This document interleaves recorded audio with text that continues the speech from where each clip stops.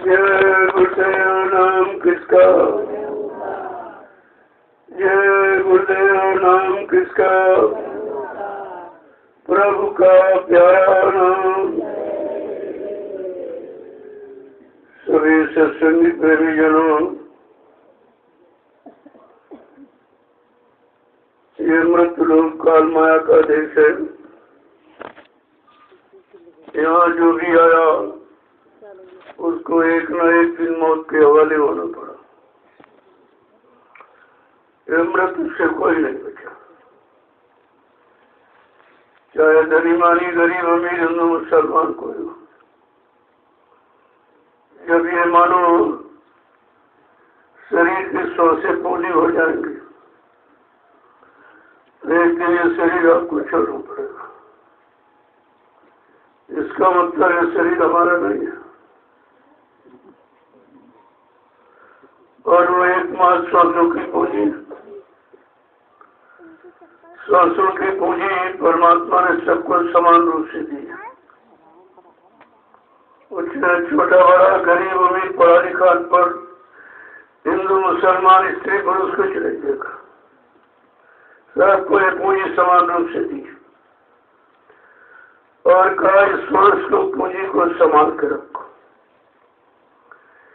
ये ऐसी पूंजी है न कोई कहीं दे सकता न किसी के पास। इसलिए उन्होंने इस पूंजी को खर्च करने का विधान बताया कि बैठने में 12% खर्च होगी, चलने फिरने में 18%, सोने में 30% और मैथुन में संभोग में 34% खर्च होते। इस तरह संत महापुरुषों ने घर गृहस्थी में तो रहने का आदेश दिया, कहा परिवार में रहो, बाल बच्चों के साथ रहो। परिवार के पालन पोषण के लिए खेती करो, दुकान करो, दफ्तर करो, विशेष व्यापार मजदूरी करो, यह सब आपको अधिकार है। लेकिन सच्चाई ईमानदारी मेहनत से करो, तो किसी का कोई कर्म कर्जा नहीं छोड़ता है। यह कर्म कर्जे की जानकारी न होने के कारण जीवन ने ऐसा झंझट बांध रखा। उनको ये मालूम नहीं कि कर्म कर्जा कैसे करता है। कर्म कर्जा किसे कहते हैं? जो शरीर इंद्रियों से अच्छा बुरा पाप पुरुष शुभ अशुभ जो भी करोगे, ये सब कर्म कर्जा ही है। और इसकी अदायगी के लिए उसने 4 खान 84 लाख योनियां शरीर बना दिया। जब जैसे कर्म करोगे तब तैसी योनि पशुओं में, पक्षियों में, जंगली जानवरों में, कीड़े मकोड़ों में आपको जन्म दे दिया जाएगा और वही वो कर्जा वसूल करता रहता। कभी कभी अवसर जन्मों के रूप में ये मनुष्य मंदिर में दे देता आपको कि चलो बहुत दिन हो गए, भोगते भोगते चलो एक बार इसको अवसर मौका दे दिया जाए मनुष्य मंदिर का। क्योंकि मनुष्य मंदिर में जब जीवात्मा आएगी तब उसको परमात्मा से मिलने का अधिकार है और किसी शरीर में नहीं है। जीवात्मा तो सब शरीरों में है, पशुओं में, पक्षियों में, कीड़े मकोड़ों सब में। लेकिन उन शरीरों में जीवात्मा को अधिकार नहीं है कि वो परमात्मा से मिल सके। क्योंकि कोई शरीर एक तत्व का, कोई 2 तत्व का, कोई 3 तत्व का, कोई 4 तत्व का। और ये मनुष्य शरीर 5 तत्वों से भरपूर है। जल, पृथ्वी, अग्नि, वायु, आकाश, क्षितिजल, पावक, गगन, समीरा, पंच तत्व रचित शरीर। जल, पृथ्वी, अग्नि, वायु, आकाश, इन 5 मसालों को मिलाकर विचित्र कारीगरी से परमात्मा ने इस मनुष्य मंदिर को अपने हाथ से तैयार किया और इसी मनुष्य मंदिर में अपनी चेतन मूर्ति जीवात्मा को बैठा दिया। जीवात्मा के कारण ये शरीर चलता फिरता, उठता बैठता, बोलता चलता, खाता पीता नजर आता। अगर परमात्मा बनी यानी जीवन शक्ति जीवात्मा को अगर निकाले तो शरीर मुर्दा हो जाएगा। अरे शरीर मुर्दा ही है, जड़ ही है, लेकिन चेतन जीवात्मा के कारण ये चेतन हो जाता। जीवात्मा जड़े करे चेतन, जड़ शरीर को भी चेतन के रूप का रूप दे देती है। यही जीवात्मा सबके शरीरों में है और ये परमात्मा का अंश है। परमात्मा ने अंश रूप में हम सबके अंदर अपने को बैठा दिया सूक्ष्म रूप में, जीवात्मा के रूप में। सबको परमात्मा मिला हुआ आदिकाल से, लेकिन अंश रूप में मिला है। अब ये अंश अपने अंशी को कैसे पाएगा, अपने अंशी के पास कैसे पहुंचेगा? तो कहते हैं जब कोई अंशी को जानने वाला, चाहो अंशी इसका पिता, इसका मालिक बैठा है, तो उसी दिन मुकाम मंडल से कोई आएगा इधर मानो चोले में, और वो इस जीवात्मा को जगाने की नामदान दे देगा। जीवात्मा जब अपने घाट पर बैठ के नाम की कमाई करेगी फिर जाग जाएगी और किसी से नहीं जगेगी। धन दौलत रुपए वैसे सामान से नहीं जगती, वो नाम से। कौन सा नाम? जिस नाम और सतलोक को पकड़कर सारी जीवात्माएं सतलोक मंडल से मृतलोक में उतारी गई थी, और नाम डोर और सब डोर काल ने छीन ली बैकाते से और इसको नियथे कर दिया, बेचारे उसको फंसा दिया। जबकि सतपुरुष ने कहा अरे जा तो नहीं उधर, सबसे नीचे काल माया का देश है, सबसे खराब, वहाँ पाप है पुण्य है, वहाँ जन्म और मरण है, अच्छा और बुरा है, मतलब सारी गंदगी है वहाँ के मुख। तो ये नाम रोड शब्द को संभाल के रखना। कोई कितना बहकाए भरमाने, तुम नाम रोड को मत छोड़ना। अगर तूने कहीं नाम रोड को छोड़ दिया तो काल माया अपने पाप उन कर्मों की मिलानी रचना में तुम सब जीवात्माओं को फंसा लेगा, फिर तुम वापिस घर कभी नहीं आ सकोगे। बड़ा समझा बुझा के में क्या, लेकिन जब जीवात्मा ही तो काल ने बहका दिया। करे भाई क्या लेके आई, अपने दिल से आई है, कुछ लेके आई है। उस समय हमारे सबके पास सच्चा ईमानदारी, प्रेम प्यार मोहब्बत सेवा दया सदाचार, परमात्मा की यादगार, तपस्या त्याग संयम वैराग, अच्छा खान सब कुछ भरा पड़ा था। काल ने बड़ी होशियारी चालाकी के साथ सारे प्रेम के सामान को मेरे देश में आई है, मेरा वाला सामान दे। हम सब जीवात्माओं ने समझा कोई अच्छा सामान देगा, तो काल के पहले पर अपना अच्छा वाला तो हमने आपने गिरा दिया। जब गिरा दिया, हाथ खाली देखा, कहा तुम मेरा सामान लो। प्रेमियों काल का सामान क्या है? कहा ये झूठ, ये छल कपट, ये बेईमानी हिंसा, ये मारकाट, धोखाधड़ी, विचार कुचार और अशुद्ध खान पान, ये है काल का सामान। काल ने अपना सामान दिया, हमने आपने लिया है। अब किसी का सामान ले लोगे तो कर्जा बन जाएगा।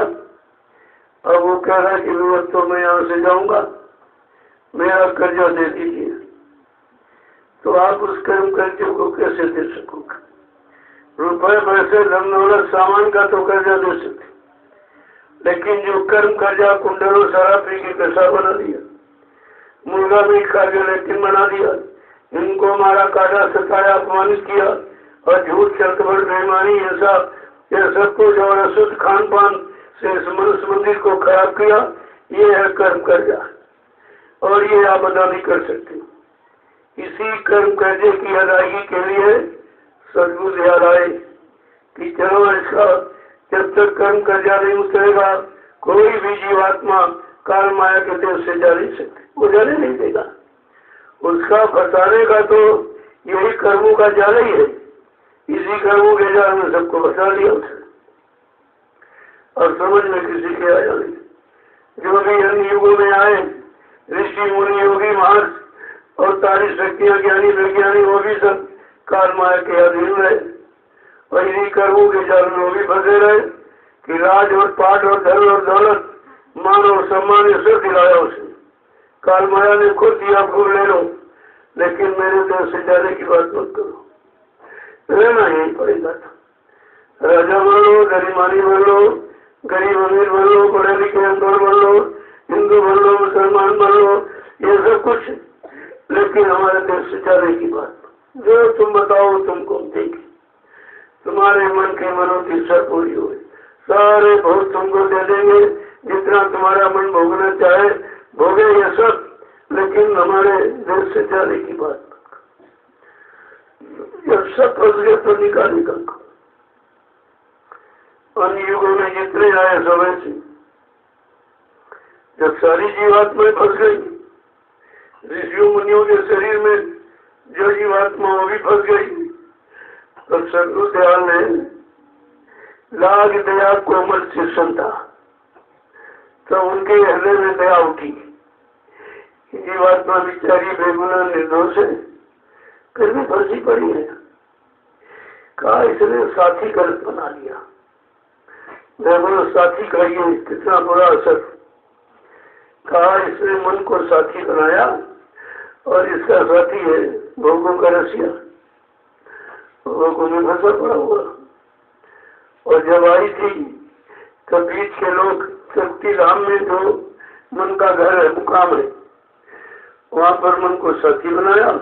कहा चलो हम तुम दोनों चलते हैं, नीचे देख के वापिस लौट आएंगे और बगैर तुमको साथ ले मैं नहीं आऊंगा। ये है वचनबद्धता। अब ये वचनों में बनी बड़ी है, वादा किया उसने, वादा के लिए कर नहीं सकती। कहने का मतलब ये है साथ करो तो सोच विचार करो, अपने से अच्छा, अपने से योग, अपने से चरित्रमान, अपने से जानकार, अपने से साधना करने वाला, ऐसे किसी साथी बनो तो थोड़ी तरक्की हो जाएगी। तुम अपने से भी नीचे वाले को साथी बनाते तो तुमको बड़ी तरफ घसीट रहा हो, और ये नीचे जो भोगों के दरवाजे उन्हीं पर आपको ठीक चले जाएगा और फिर आप निकल नहीं पाओगे। ऐसे सारी जीवन पर फंस गई है। वापिस घर नहीं पहुंची तब चिंता हुई मालिक को। अगर बेटा कहीं चला जाए और 2-4 दिन ना आए तो मतलब माँ बाप को चिंता हो जाती। खबर क्या हो गया? तो जब ये 3 युगों से वापिस नहीं पहुंचे, सब रसी पड़ी, तो चिंता हो गई निश्चित। काल ने कोई चाल चली और कर्मों के जाल में मेरी सारी रूह जीवात्माओं को बचा लिया, और मैंने जो हिदायत दिया कि तुम ना डोर सतोर मत छोड़ना, तो इसने छोड़ दिया। उसके बहकावे में आ गई काल माया, और काल माया ने उसको बचा लिया। तब कहा चलो लेके आते हैं, और वो लेने के लिए आए। जब लेने के लिए आए तो कहा इनको पहचान तो मेरी है नहीं, ये कौन है, क्यों आए, कहाँ से आए, किस काम के लिए आए, तो उन्होंने अपना परिचय दिया। जीवात्मा जो तुम जहाँ की रहने वाली हो, मैं भी उसी देश का रहने वाला हूँ, उसी मंडल मुकाम से मैं भी आया हूँ जहाँ से तुम, और मैं तुमको लेने के लिए आया हूँ। क्योंकि 3 युग निकल गए, तुम यहाँ फंसी पड़ी हो, तुम्हारी कोई फरियाद न सुनने वाला है, न तुम्हारे इस कर्मों के जाल के कष्टों को काटने वाला। कहने का मतलब यह है कि जब फंस गई तब आए और परिचय दिया कि जीवात्माओं को होशोवास नहीं रहा, ये सब भूल चुकी, अपना घर, अपना मालिक, ये सब भुला दिया इसने, क्योंकि बहुत दिन फंसे हो गए और यही को अपना मानने लगे, यही सब कुछ, यही हमारा, यही हमारा। तभी तो अज्ञानता में आप फंस गए कि शरीर हमारा, पत्नी हमारी, पति हमारा, बच्चे हमारे, जमीन हमारी, मकान हमारी, दुकान हमारी, ये पैसा वो सब तुम्हारा कुछ नहीं। जब शरीर ही नहीं तो तुम्हारा है ही क्या? तुम्हारा सिर्फ तुम्हारी जीवात्मा, तुम्हारा कोई नहीं है। अब तुम्हारी जीवात्मा है तो तुम्हारी जीवात्मा को काल माया के फंसे कर्मों के जाल से निकालने के लिए आई और आवाज लगाई और वादा किया। दोनों बातें, परिचय भी दिया और वादा भी किया कि मेरा ये परिचय है कि मैं भी उसी सत्यलोक से आया और तुम भी वहीं से आए हो, और चलो मैं तुमको तुम्हारे घर पहुंचा दूं, मेरी बात मानो और मुझ पर विश्वास करो। और तुम नाम डोर शब्द डोर पकड़ के आई थी, तुम्हारा जरिया आधार तो वही है। जब तक कोई नाम जगाएगा नहीं और जगा के नाम सब डोर पकड़ाएगा नहीं, तब तक कोई जीवात्मा जा नहीं सकती। जीवात्मा जगाए नाम से जगेगी, सुनाए नाम से नहीं जगेगी। जैसे अब वो नाम जगाया तो बाबा जी ने, और सुना कोई ना, पैसे ले रहा, सुनाने वाले पैसे लूट रहे।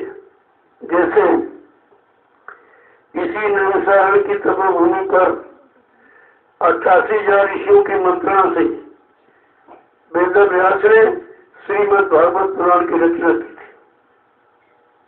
किसके लिए? कहा आगे कलयुग आ रहा, बड़ा खराब समय, बहुत खराब है।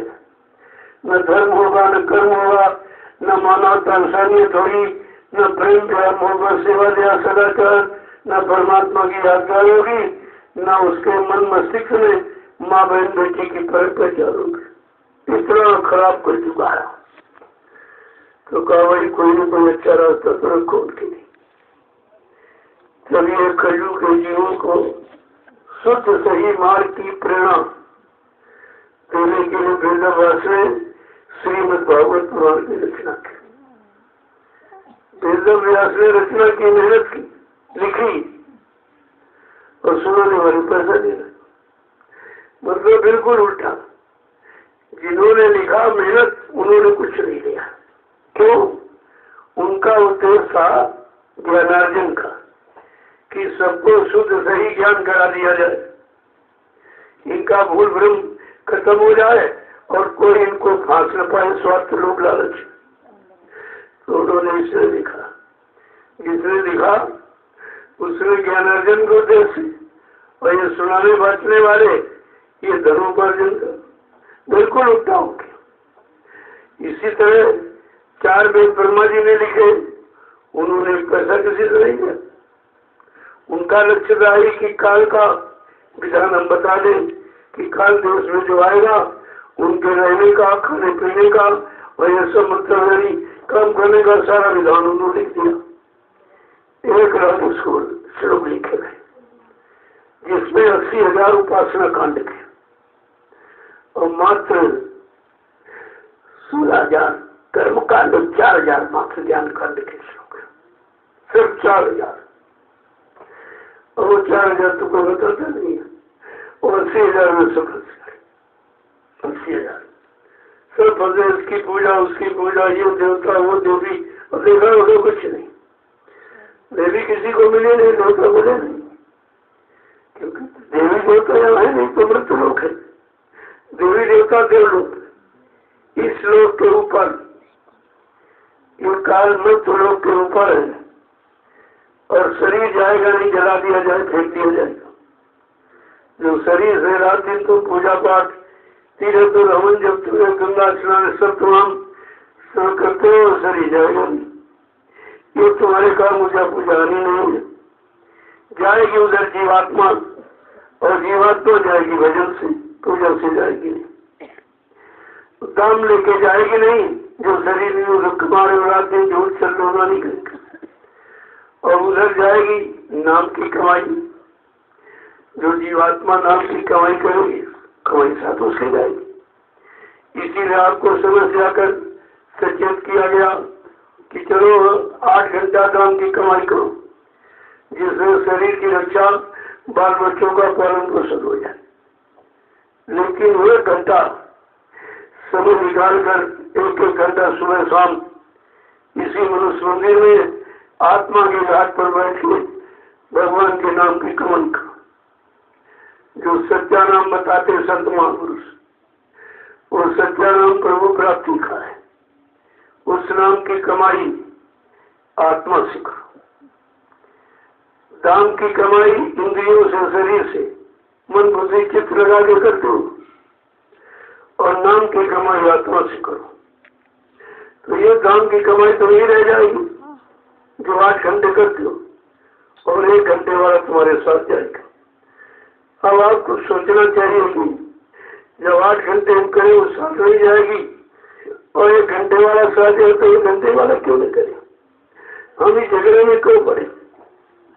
हाँ, उतना कर लो जिससे शाम को रोटी मिल जाए, और धन रखने के लिए कपड़ा, और रहने के लिए झोपड़ी हो जाए। बहुत इतना बहुत है, क्योंकि निर्वाह करना है। तुम हो मुसाफिर, यानी तो निर्वाह करो, और ये घर छोड़ के अपने घर की चलते। लेकिन जब बात समझ में आए तो यहाँ से 3 युगों से तो यही बरमाया भटकाया सुनाया गया कि तुम्हारा शरीर के लिए तुम रात दिन ये करो वो करो, न पूरा वो झूठ बोलो, छल कवर, बेईमानी करो, मार का निंदा सब, ये सब बताया कि धन पैदा करो। ये नहीं बताया कि धन केवल सदप्रयोग के लिए है। पहले धन की जरूरत नहीं थी। जो पुराने लोग बैठे होंगे आज के 70-80 वर्ष पहले, बस में था,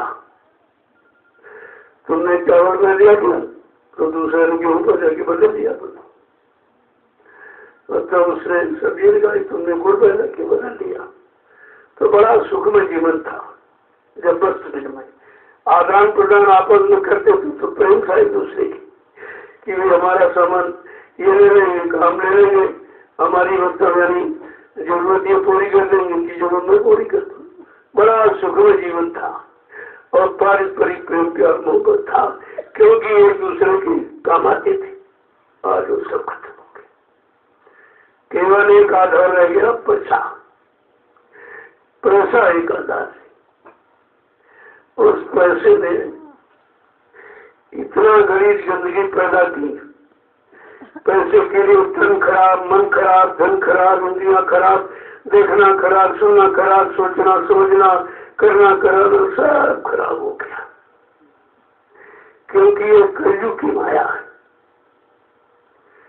जब सोना चांदी हीरे जवाहरात मोहर असर गिन्निया सिक्के चलते थे, जब वो सिक्के काम नहीं आए, ये कागज की मुद्रा पानी पड़ जाए, गिर जाए, हवा उड़ जाए, अग्नि हो तो लाख कर दे, इसकी क्या वायु। सन 80 में एक इशारा किया गया था कि बच्चा पहले कोई राजा महाराजा सब धात के सिक्के चलाते, सोना है, चांदी है, हीरे है, मोती है, जवाहरात है, पीतल है, तांबा है, गिलट है, ये सब चलाते। और कहा कि आगे भविष्य में कोई ऐसा राजा बन जाएगा और रातों रात ऐलान कर देगा कि सिक्का बंद, तो बड़े बड़े लोगों के हार्ट अटैक हो जाएंगे। 80 की बात अब लागू हुई। लागू संत वचन कभी खारिज नहीं होता, उनका लागू होने का समय, तारीख, घड़ी सब निश्चित, लेकिन आपको घड़ी तारीख मालूम नहीं। जो कुछ लोग कर रहे हैं सब उसी से हेरा फेरी। जो दूरदर्शी का घोषणा पत्र जो दिल्ली में रखा है, बस उसी की नकल करते रहते। जैसे नकल की कि कर्जा माफ हो जाएगा। अब तुमने नकल की, वो महापुरुषों की चीज है। तुम तो प्रकाशदर्शी हो नहीं, तुमको भविष्य वर्तमान का ज्ञान नहीं, और तुमको भी नहीं मालूम कि किसका कर्जा किस देश में कितना घसीट के जमा कर दिया। किसने भारत के गरीबों की, मजदूरों की, किसानों की, छोटे बड़े कर्मचारी, अटकारी दुकानदारों की जो संपत्ति लूट के घसूट कर मतलब विदेशी बैंकों में जमा कर दी, ये किसी को नहीं मालूम। जब तुम मालूम नहीं तो किससे वसूल करोगे, किसके नाम रिपोर्ट करोगे, किसको कहोगे उसके पास काला धन है, तो वो नकल करते कि बाबा जी ने कहा और इनके पहले हम कर दें, हम इनके पहले आगे काम कर दें। अरे भाई महात्माओं की नकल मत करो, नहीं तो भारत की जनता तुम्हारी शकल बिगाड़ देगी, क्योंकि तुम सिद्ध नहीं कर सकते। और जबकि बाबा जी ने खोल के कहा कि अगर नेपाल की बैंका जो हिंदुस्तान के जिम्मेदार लोगों ने गाड़ी कमाई देश की नेपाल के बैंक में जमा कर, अगर नेपाल की बैंक का पूरा पैसा निकाल दिया जाए तो किसानों की कर्जा सबका जमा हो जाए। ट्यूबवेल का हो, ट्रैक्टर का हो, जानवर का हो, खाद का हो, बीज का हो, दवा का हो, यंत्रों का हो, सब खर्चा पहुंचेगा केवल नेपाल की बैंक। और अमेरिका है, इटली है, जापान है, स्विट्जरलैंड है, मतलब मलेशिया है, की बात नहीं की जा रही, केवल एक देश की। और सबने कान में उंगली डाल दी, किसी नहीं सुना, क्योंकि इन्हीं का जोरू का जमाने समझते बाबा जी पोल खोल देंगे। अरे तो आज नहीं तो कल खोल दी जाएगी, तुम जाओ देखो बच। कहा बच्चा अगर हकीकत कह दी जाए तो कोई ऐसा नहीं है जो गद्दी पर बैठने के पहले 2-4 मर्डर नहीं करा देता, 2-4 हत्या करा के बैठता है। ऐसे हत्यारों को अगर किसी पद पर बैठा लोगे तो न्याय करेगा? अरे दया करेगा, न्याय करेगा तो ये सब बहुत पहले आपको सुनाया गया। 80 में तो पूरी जानकारी, और नहीं सुना तो दूरदर्शी बना दी। कहते थे कि बाबा जी सुनाते हैं, करते करेंगे कैसे, तो आधार बता दी दूरदर्शी से होगा, ये दूरदर्शी सब काम करे। लेकिन इसकी तारीख, घड़ी और दिन सब निश्चित है। जब तक वो घड़ी नहीं आ रही, आप सबको मौका दे दिया गया कि अच्छा से अच्छा जो भी करना चाहो कर लो, और बुरा से बुरा जो भी करना कर लो। बात पे मत कहना कि बाबा जी ने मौका नहीं दिया, सबको मौका दिया। अब वो दौर चल रहा है, जल्दी कर लो, जल्दी कर लो, जल्दी कर लो, जल्दी। ये समय तुम्हारे हाथ से निकल जाएगा। बात में मत कहना कि हमको किसी ने मौका नहीं दिया।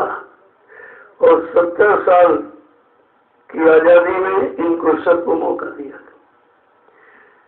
क्या किया है? आजादी को बर्बादी में बदल दिया। एक तरह से नहीं, नैतिक चरित्रिक पतन, ठीक है, सबसे बड़ी चीज जो सबसे बड़ी मानव इंसान की धरोहर है, नैतिक चरित्रता, उसकी ये बोल भी नहीं मिलेगी, उसका ये भी चली गई। और दूसरा जो विरासत के रूप में पूर्वजों की तुम्हारे पास थी, सच्चाई, ईमानदारी, वो भी छीन लिया।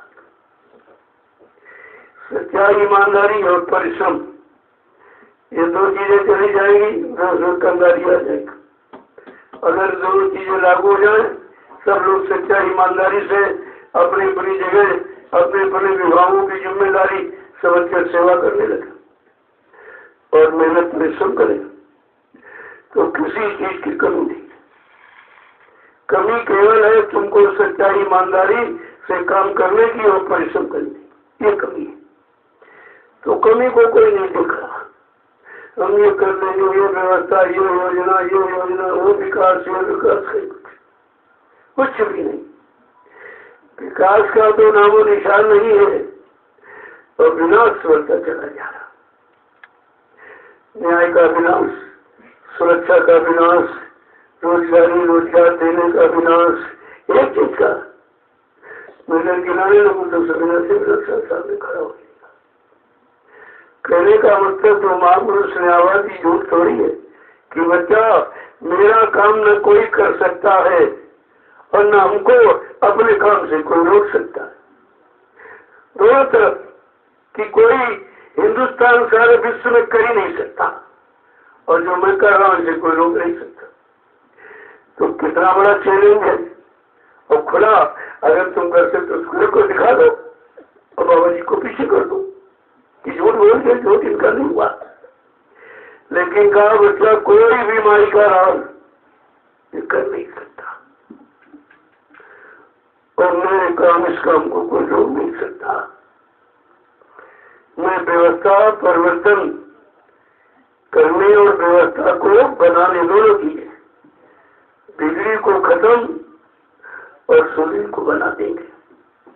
उस व्यवस्था से सबको लाभ मिलेगा, चाहे गरीब हो चाहे अमीर हो, कोई भी हो, योग्यता के अनुसार सबको काम मिलेगा। और इनके पास काम नहीं, सरकार की कोई वैकेंसी नहीं, सब पढ़े लिखे सड़कों पर घूम रहे हैं। ये बेचारे सड़कों पर टहलते टहलते रिटायर हो जाएंगे, इनको कभी काम का मौका नहीं मिलेगा, क्योंकि काम की योजना नहीं है। इनके पास केवल काम लेने की, मान सम्मान लेने की, अपनी कुर्सी बचाने की योजना, बाकी कोई योजना नहीं। और 70 साल की आजादी में तुम क्या करते रहे? तुम केवल चंदा नोट वोट देते रहे हो, महंगाई गरीबी झेलते रहे हो, और तुमने कुछ किया नहीं। तुमने भी तो कुछ नहीं किया। जब बाबा जी ने दूरदर्शी 24 मार्च 1980 को अहमदाबाद में रात को 12:30 बजे जब उसका बच्चा दूरदर्शी को जन्म दे दिया, दूरदर्शी बच्चा पैदा हो गया। अब धीरे धीरे बड़ा हो रहा है। जो बड़ा हो जाएगा तो काम करेगा। तो महात्माओं का इशारा कहाँ समझ में आते कुछ। और जब 7, 8, 9 फरवरी 1981 में जब करनाल में राष्ट्रीय अधिवेशन हरियाणा में हुआ, तो कहा बच्चा मैंने दूरदर्शी को आशीर्वाद दिया। 3 दिवसीय राष्ट्रीय अधिवेशन करनाल में था, 7, 8, 9 फरवरी को। तो कहा मैंने इसको आशीर्वाद दे दिया, ये फले फूलेगी।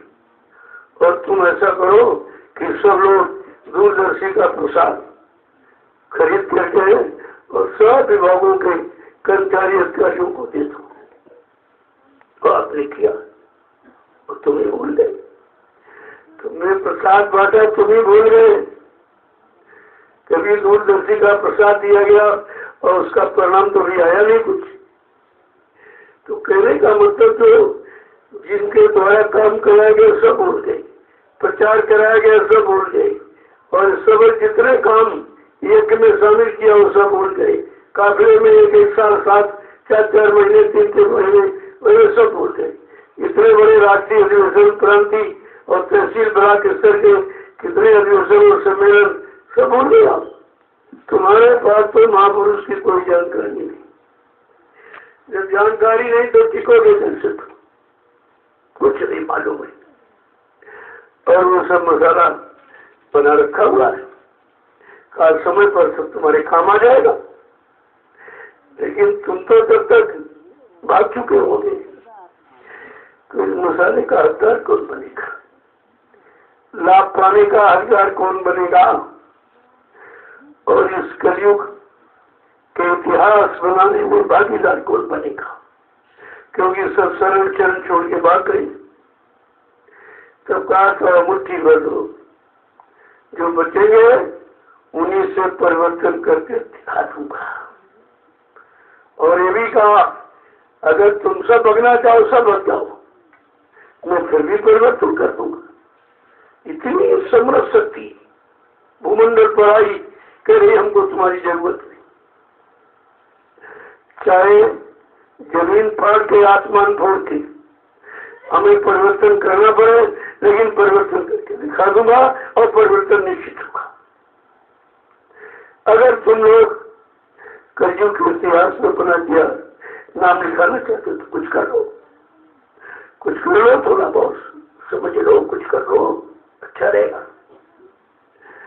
तो मौका तो सबको दिया गया, सुनाया सबको गया, समझाया सबको गया, कराया सबसे गया, लेकिन सब भूल के कुछ नहीं मालूम किसी को। अब ये अगर अभियान न चलाया गया होता तुम सब लोग काल के लाडू ही खरीद, इधर कोई नहीं था, सब उधर। एक बार सबके दिल दिमाग में शंका ने ऐसा टक्कर झकझोर मारा और सबके दिल में आ गया हाँ बाबा जी चले गए। सबको इस बात विश्वास हो। लेकिन संत अपना बीज कभी नष्ट नहीं होने देते। संत बीज बिन से नहीं आए पड़े जो झोल, और कच्चन निर्विष्टा गिरे घटेलता कुंभोल। जैसे सोना अगर नाली में डाल दो और दो के लिए क्या कीमत कम हो जाएगी, ऐसे संत बीज नीच के रूप में दो संत का संग। किसी छोटी बड़ी जाति में पैदा हो जाए लेकिन संत संत ही कहता है। कहने का मतलब तुम कैसे पहचानोगे, कैसे जानोगे, कैसा अपना मानो। वही कहीं कहीं ने तो पैदा ही हो जाएंगे, पैदा नहीं होंगे तो काम कैसे होगा। जब पैदा होंगे कोई गांव, कोई जिला, कोई करनी मतलब जाति, कोई परिवार, कोई माँ बाप जरूर होते हैं। क्योंकि अगर ऐसा नहीं तो तुम इतिहास कैसे जानोगे। लेकिन उनका इस परिवार से, इस इतिहास से कोई संबंध नहीं होता। ये जात परिवार से बहुत ऊपर उठ जाते हैं। संपूर्ण मानव जाति को जो सही रास्ता दिखाने लगते हैं, जात से बहुत ऊपर उठ जाते हैं। तो इसीलिए गोस्वामी महाराज ने कहा कि गोस्वामी वहां न रहिए जहाँ जन्म को ठाव, ये भली बुरी जाने नहीं और ले पुरानो नाम। सारे अच्छा बुरा कुछ नहीं जानते कि कहाँ निकल गए, क्या बन गए। वो पुरानी कहानी ये थे और ये करते थे, वो करते थे, हमारे साथ रहते थे, वो चित्र जानते, थोड़ा गाँव के थे, ये थे, लेकिन कुछ। संत शब्दावली ये पुस्तक है, उसको आप पढ़िए, उसमें परिचय दिया है। ये शक्ति इटावा से उभरी और जाए कानपुर दाई, और वहीं से सारा संदेश प्रसारित करा दिया जाएगा। संसदारी उठाई, उसमें देखिए लिखा हुआ पूरा परिचय दिया उन्होंने। लेकिन ये कोई नहीं जानता कि वो कहाँ पैदा हुए, किस जाति पैदा हुआ, कौन गाँव, कुछ नहीं। जो चले गए, ठहर गए, रह गए, लोग यही थे, यही किया। और उस समय के तो लोग कोई है नहीं, सब चले गए, पहचानेगा को। तो लोग अपनी बड़ी पहचान लगाते हैं, वो हमारे हैं, हमारी जाति के, हमारे गाँव वाले। तुम्हें क्या मालूम कहाँ के हो, कोई यहाँ कहीं के ना, उसे तो लोग के हैं। अभी मानो तन अगर ना होता तो तुमको जानकारी कैसे मिलती। इसलिए मानो तन धारण किया है नहीं, और कभी बदल देंगे, कभी किस रूम में, कभी किस रूम में, कभी किस रूम में। तुम फोटो उतारो, उठाओ, देखो, हर फोटो में अंतर मिलेगा, हर भी पर तुरंत बदल जाता है। अरे जो बदलेगा नहीं तो युग कैसे बदलेगा, समय कैसे बदलेगा। जो अपने को बदल सकता है, परिवर्तित कर सकता है, वो सारे विश्व को परिवर्तन कर सकता है। लेकिन ये धीरे धीरे धीरे धीरे जानकारी आपको हो जाएगी, और आप देखते रहिए। ये संगत कहा था बच्चा, मैं सीधी डमरू बजाऊंगा, बहुत भीड़ हो जाएगी, और उल्टी बजा दूंगा, सब भाग जाएंगे, कोई नहीं दिखाई देगा। तो इसका मतलब डमरू क्या है? समय की आवाज है। समय की आवाज को जिसने सुना वो तो चला आया, और उस समय तक टिकेगा जब तक उस समय आ नहीं जाएगा कि मैं देखूंगा इनकी आवाज सही है कि झूठ है। वो तो टिका है, और बाकी आए और जरा सा इधर कुछ उधर हुआ, चले गए। उन्होंने आवाज को पकड़ के नहीं रखा। अगर आवाज को पकड़ कर रखे तो कोई शंका संदेह होने वाला नहीं। कौवा कोयल एक डाल पर बैठे हो, आप पहचान नहीं सकते हो, एक की लगे की शकल। लेकिन जैसे आवाज निकली फर्स्ट पता चलता है कौवा कोयल। पहचान केवल आवाज की और किसी की नहीं है। अब आवाज कोई बना नहीं सकता, आवाज को नहीं बना सकता। और तुम्हारा काम आवाज ही करेगी। तो आवाज सुनोगे, ये आवाज उस आवाज से मिलाएगी, ऊपर से आ रही। जो दरदान से आवाज आ रही है, उस आवाज से ये आवाज मिलाएगी। जब इस आवाज को पकड़ोगे, ना तुम इस आवाज को समझते ना उसको समझते हो, तो बीच में लटके रहते हो। तो सत्संग कोई भाषण स्पीच कुछ नहीं होता है। ये आवाज उस आवाज की तरफ तुमको ले जाने के लिए, उस आवाज को पकड़ाने के लिए इस आवाज का तुम्हें सहारा दिया जाता। लेकिन जब आप भूल जाओगे तो तुम्हारे सुन में कुछ भी नहीं आएगा। इसीलिए बार बार रोज रोज सुनो। धीरे धीरे धीरे धीरे धीरे धीरे धीरे जो अभ्यास हो जाएगा तो ये आवाज अपने आप तुम्हारे अंदर गुंजार करने लगेगी। यही आवाज उधर की तरफ तुम्हें मुखातिब कर देगी। लेकिन तुम कहते हो नहीं, पुराना सत्संग वही रोज सुनाते, वही रोज। जब रोज सुनाते तब तो तुमको याद नहीं हो पाया। जब रोज सुनाया तब तो याद नहीं। और रोज पाठ बदल दिया जाए तुम्हारे पास कुछ नहीं। आगे पाठ और पीछे सपाट, जो सुनते खत्म हो जाता, खुल जाते हैं आप। तो इसीलिए सत्संग कभी और सत्संग तो दो ही शब्द है। दो, ये शरीर किराए का मकान है और तुम्हारे साथ जाने वाला कुछ नहीं है। शरीर के रहते अपना काम बना लो, ये तुम्हारा काम है। बस केवल इतना तो सत्संग है। और इसको समझाने के लिए, बताने के लिए तुम्हारे अंदर समझ कैसे आएगी, कितने उदाहरण, कितने दृष्टांत और कितने कहानी किससे सब जोड़े कैसे, किसी तरह तुम्हारे अंदर वो चीज बैठ जाए, तब आपके अंदर ये सब की जाती है। तो बात असल में समझने की है। समझ में आ जाए तो सत्संग तो एक शब्द बहुत है। जबकि कहा एक घड़ी आधी घड़ी आधी में अपने आप गोस्वामी संगत साथ किया है को टकरात।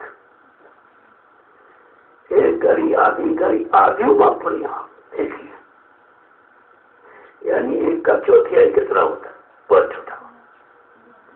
इतना तो इतने तक सत्संग की पकड़ अगर तुम्हारे अंदर हो जाए तो तुम्हारे जीवन को बदल देगी। लेकिन पकड़ नहीं है, अकड़ बहुत है। पकड़ कर नहीं, अकड़ बहुत, जानते कुछ नहीं। ये रट लिया, वहां सुन लिया है, और उसी की पकड़ है। उनको आवाज की पकड़ नहीं, ऊपर से आई।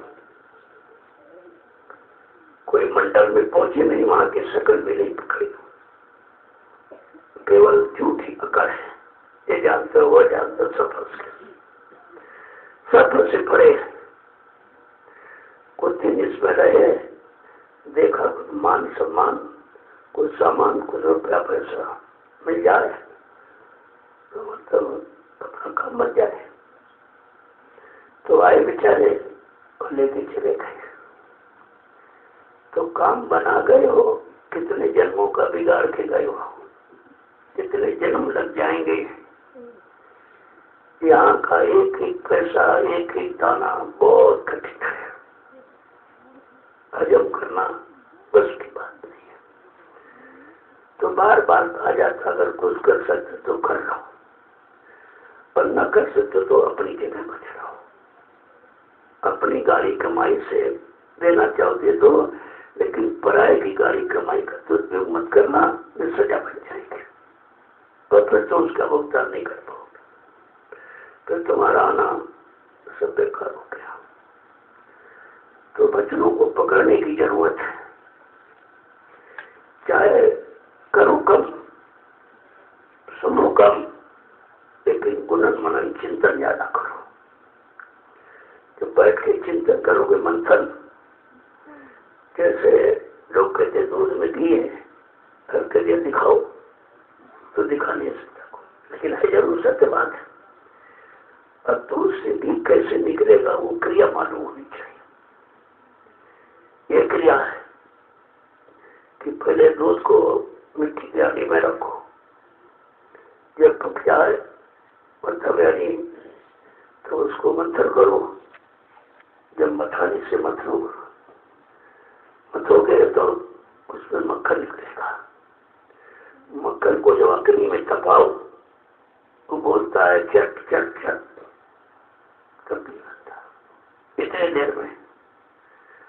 और तुमने मंथन कुछ किया नहीं तो भीमा ने वो तत्व कहाँ मिलेगा आपको?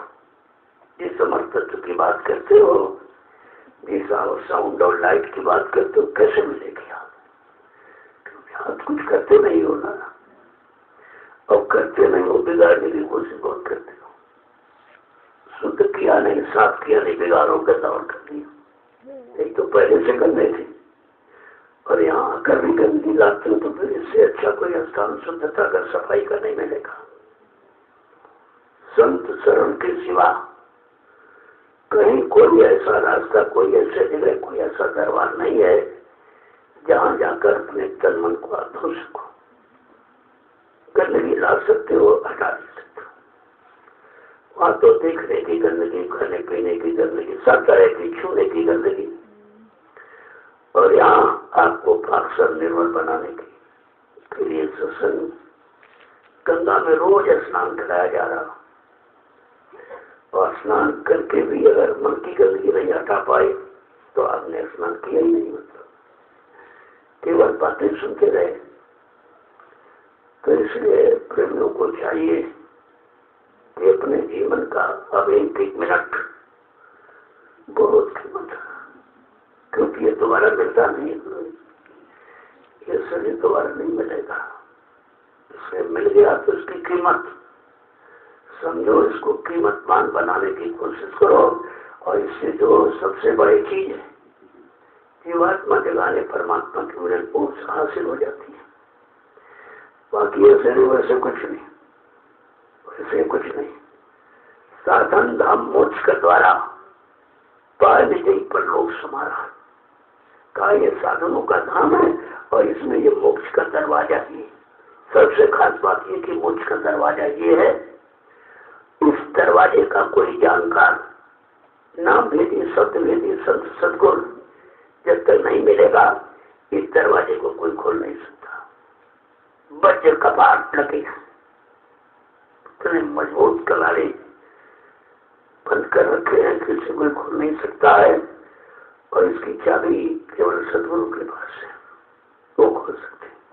नाम की चाबी, नाम की कुंजी है लगाई और फट से दरवाजा खोल देते।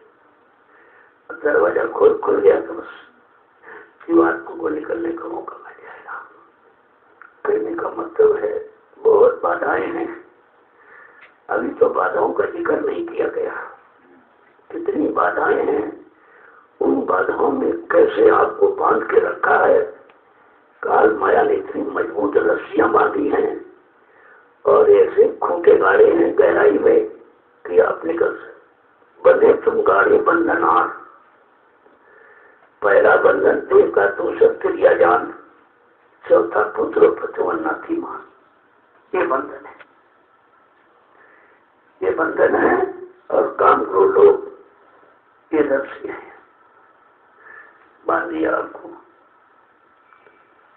और जड़ता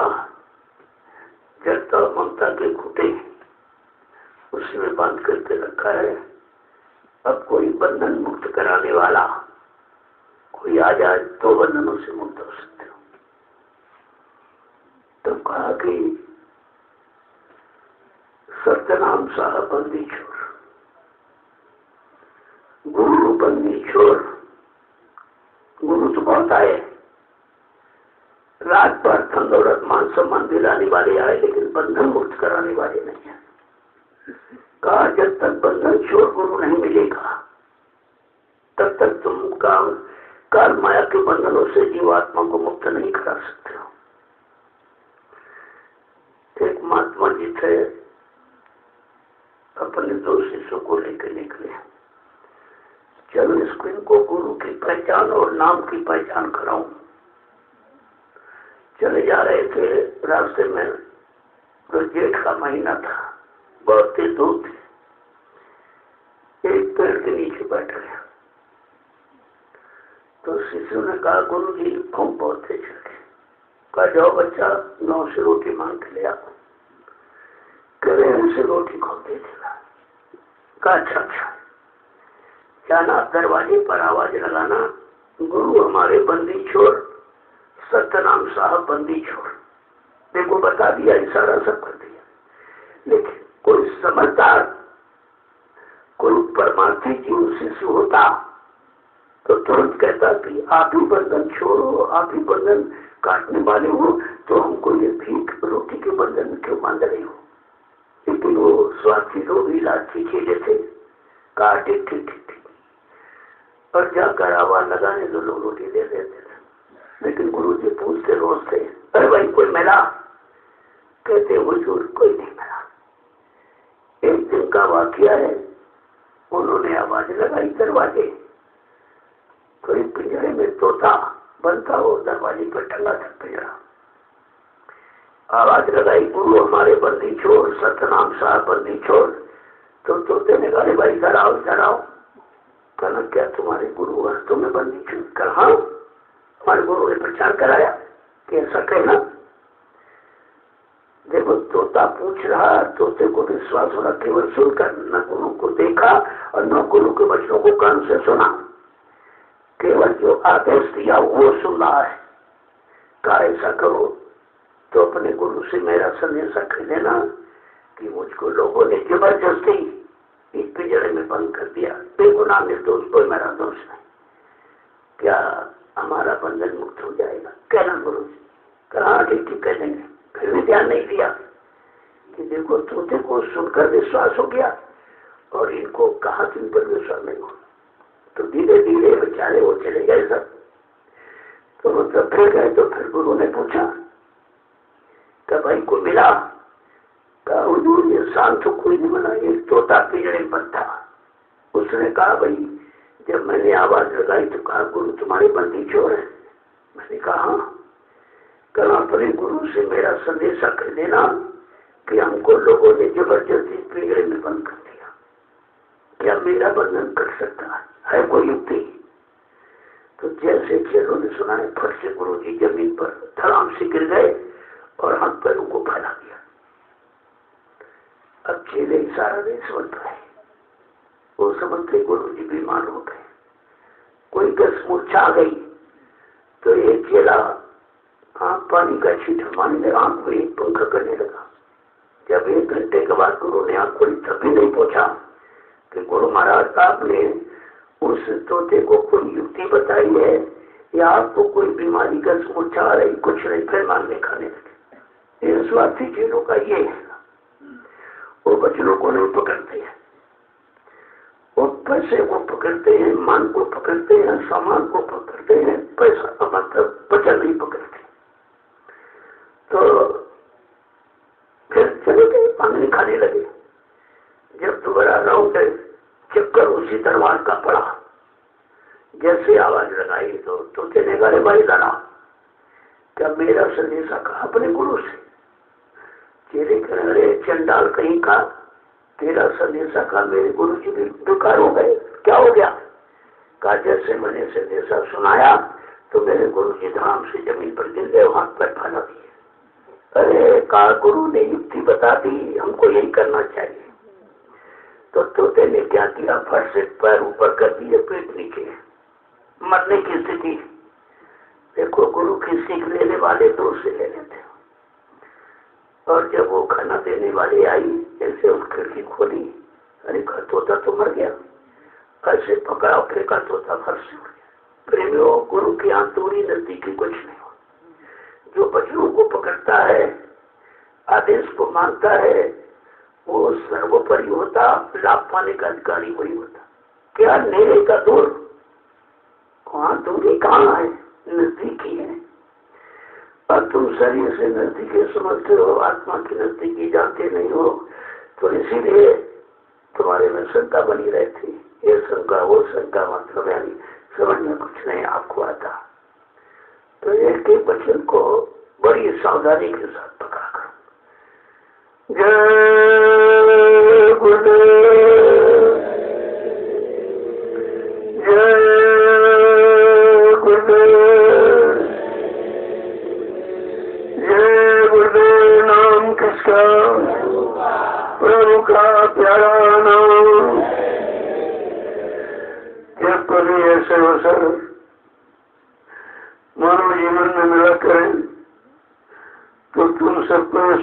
चाहिए हमारे पर हरि और गुरु की कृपा हो गई। आप नहीं आए हो, आपको बुलाया गया, आपका पुण्य कर्म घसीट के ले आया तुमको दरबार में, तुम नहीं आए हो। तुम्हारा मन कभी नहीं कहेगा चलो चलो, वो तो उधर खींचता है, अरे कहाँ जाओगे, ये बिगड़ जाएगा, वो बिगड़ जाएगा, मतलब ये हो जाएगा, वो नुकसान, ये नुकसान, ये शरीर में दर्द हो रहा है, ये परेशानी हो रही, माता रानी तरह तरह के बड़े बहाने कि वो काल का एजेंट है मन, और दयाल की तरफ कभी भी सहयोग नहीं करेगा। वो तो गुरु ने सब डोर कर रखी है, खींच देते हैं। जैसे कोई पतंग उड़ा रहा हो आसमान, पतंग बहुत ऊपर चली जाए तो देखने वाले कह रहे ना तो डोरी दिखाई दे रही, ना उड़ाने वाला दिखाई दे रहा है, पता नहीं पतंग कहाँ गिरेगी, क्या गिरेगी। लेकिन उड़ाने वाले को मालूम है जब जाएगा तब घसीट के पैर की मुट्ठी पर रख देगा। ऐसे ये जीव इधर उधर कहीं चला जाए, जब नाम दो पकड़ा दी है तो तुम कहाँ जाओगे भाग के, आपको घसीट लेगा और घसीट करके वहीं पर खड़ा कर देगा जहाँ पर खड़ा किया, और तुम जहाँ से भाग गए हो वहीं रख के खड़ा कर देगा। जब इतनी गहराई के साथ सुनोगे वचन और समझोगे तो कहीं शंका नहीं, शंका तो तुम्हारे मन में है। गुरु के काम में, गुरु के जगह नाम में कोई शंका नहीं, शंका तुम्हारे मन में है। ये शैतान मन शंका तो है, रुकने नहीं देता आपको। अभी आप यहाँ आए हो, 2 दिन बाद कहेगा चलो चलो घर, चलो घर, चलो घर। जब वहां जाओगे गया रे चलो चलो सत्संग, चलो सत्संग, कहीं नहीं बैठने देगा, न यहाँ चैन से रहने न वहां देने देगा, क्योंकि उसका काम है बगने का, पुरानी आदत बगने की। जैसे कौवा इधर चोट मारा, उधर चोट मारा, उधर फल भी मारता, बीजता गंदगी में भी चोट मारता है, ये नहीं जानता कि अभी फल में खा के अभी क्या करना। ऐसे शैतान मनसुख कर्मों की तरफ जाएगा, पाप कर्मों में जाएगा, ये मतलब सारा तरह अपनी भाग दौड़ लगाए हैं। जब तक इसको नाम दौड़ सब दौड़ से बांधा नहीं जाएगा तब तक इसकी भाग दौड़ खत्म नहीं होगी। और नाम दौड़ सब दौड़ में ना ये बनना चाहता है और न तुम बांधना चाहते हो। तुमको भी अभी संसार की हविष है, अभी भोगों की हविष है, तुमको ये मिल जाए, ये मिल जाए, इतना मिल जाए, उतना मिल जाए, और मिल जाए, जितना है सब मिल जाए। और ये नहीं मालूम मिलना कुछ नहीं है, तुम एक दिन मिट्टी में मिल जाओगे और मिलेगा तुमको कुछ नहीं। अगर ये सत्संग तुम्हारी समझ में आ जाए कि एक दिन मिट्टी में मिलना है तो हम सामान क्यों इकट्ठा करें, साथ नहीं जाएगा क्या जरूरत। हाँ उतना रखो जितना किसी के सामने हाथ ना फैलाना पड़े, अपना काम चल जाए और दूसरों की मदद कर दो, धन इसीलिए मिलता है। तभी का धर्म करे धन ना घटे, धर्म करने से धर्म कभी घटता नहीं, लेकिन धर्म के का ज्ञान होना चाहिए। और ऐसे किसी शराबी कबाबी के दो तो क्या होने वाला, वहां कहाँ तुम्हारी बरकत हो जाए। तो कहा दान दो, धन दो, आंख खोल के दो, तो तुम्हारा लग कहाँ रहा ये देखो। पहले एक सेठ जी थे, उनकी प्रवृत्ति दान देने की इतना मधुर स्वभाव था कि सारे को दान दे डाला। जब 100 रुपए बचे उनके पास मात्र, एक मछुआरा आया मछली मारने वाला, तो उसने ब्राह्मण का रूप बनाया, छपा तिलक लगाया जने वो, और कहा मैं बहुत गरीब हूँ, बहुत गरीब सेठ जी। तो 100 रुपए उठा के सेठ जी ने उसको दे दिया। उसने क्या किया, 100 रुपए से जाल खरीदा, रोज हजारों मछलियां मारने लगा। अब देखो पैसा कहाँ लगा, आँख खोल के देते। अब वो सारा पुण्य उनका उसी मछली की हत्या पे जा रहा है। जब सब खत्म हो गया तो घरवाली से कहा गई तो कुछ नहीं रहा, तो उसने कहा ऐसा करो, कुछ पुण्य थोड़ी बेच लो, काशी चले जाओ, पति पुण्य बेच लो, खाते उसने। उस समय पैदल यात्रा थी, उसने 5-7 लेको बना दिए कि जलपान कर लेना रास्ते और चल पड़े थे पैदल। तो पैदल यात्रा चले जा रहे थे, तो रास्ते में जब थोड़ा जंगल में पहुंचे थे, कुआं दिखाई दिया। उन्होंने सोचा हो ना हो यहीं जलपान कर लिया जाए, तो जोरे से लोटा डोर निकाला और कुएं से पानी खींचकर ऐसे हाथ पर धो के बैठे और पोटली खोली, जैसे कुतिया आ गई 5 बच्चों के साथ। और शेर जी ने देखा हमसे ज्यादा तो इसको जरूरत है, इसके 5 बच्चे भूखे हैं, हो ना हो ये अन्य सब इसी को खिला दे। अब स्वभाव था दान का, तो उन्होंने सब उसको खिला दिया और भूखे चल पड़े बेचारे। जब दरबार में पहुंचे काशी में, तो मुनीम से कहा अरे भाई जरा मेरा खाता देखो। तो मुनीम ने ध्यान नहीं दिया। थोड़ी देर के बाद करे भाई मेरा खाता देखो धर्म का। मुनीम ने कहा तुम्हारा कोई खाता नहीं। अब शेर जी के पैर से जमीन खिसक गई, सारी सल्तनत दान में दे डाली, कहा तुम्हारा खाता नहीं खुला। अरे कहा जरा ढंग से देखो, मैंने सारी धन सौ दौलत सब दान में दिया, तुम कहे तुम्हारा कोई खाता नहीं। कहा हाँ दिया है, लेकिन आंख बंद करके दिया। लेकिन क्या मतलब?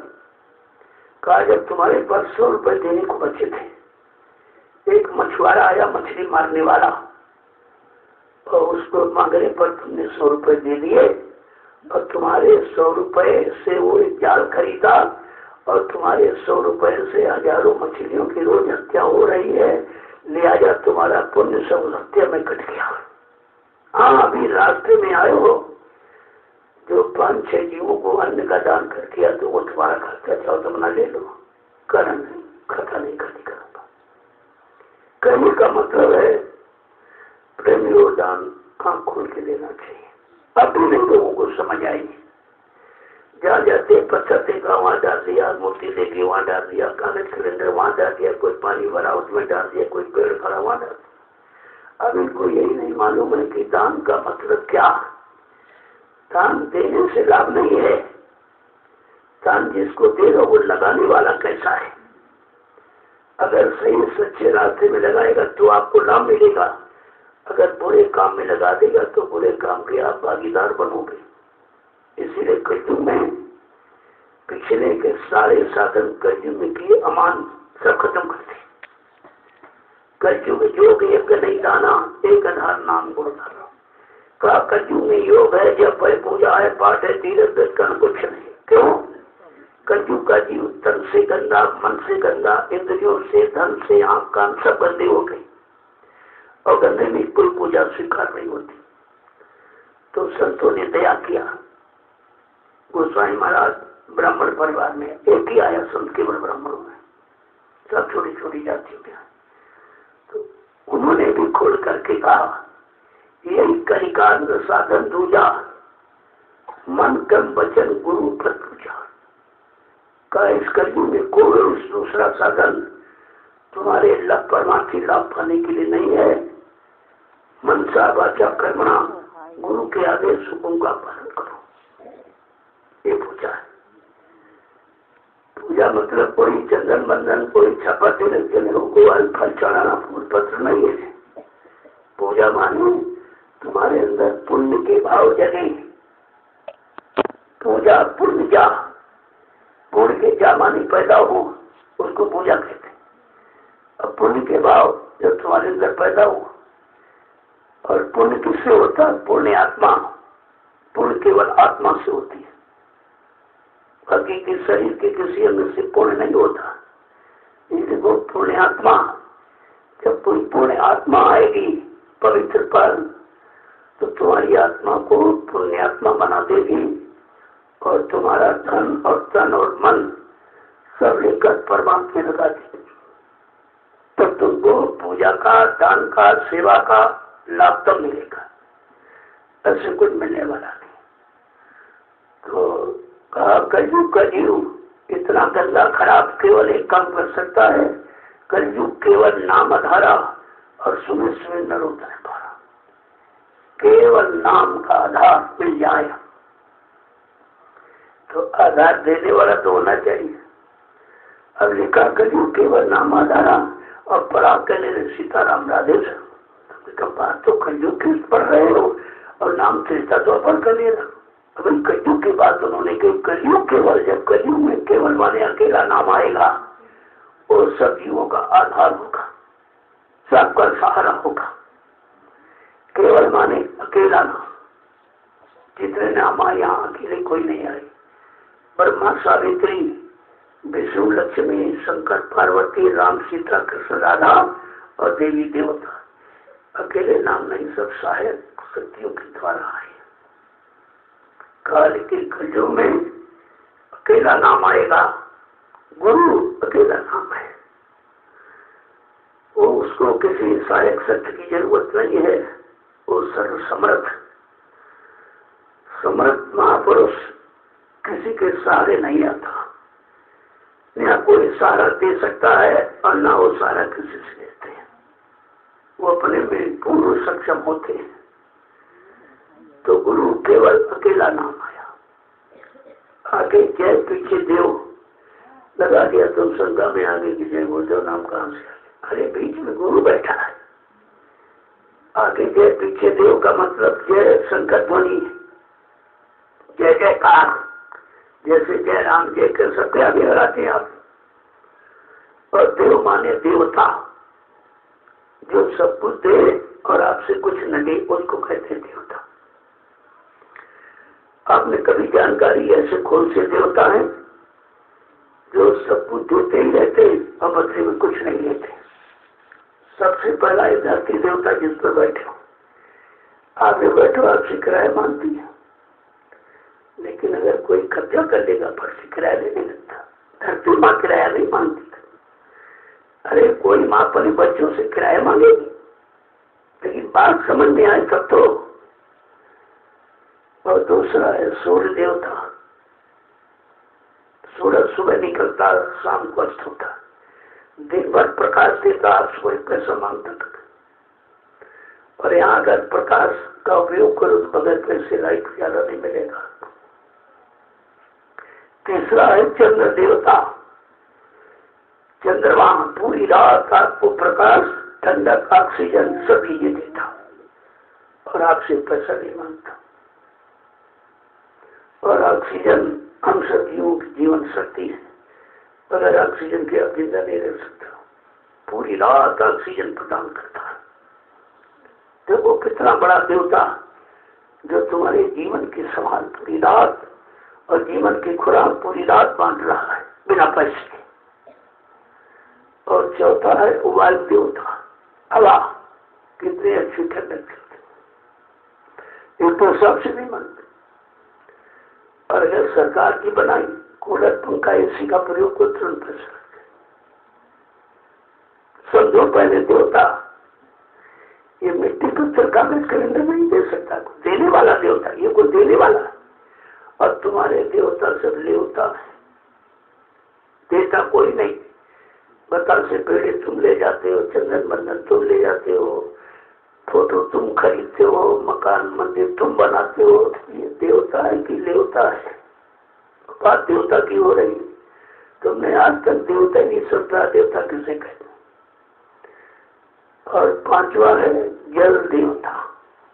कितनी मूसलाधार बारिश एक पेशाब से नहीं बनती।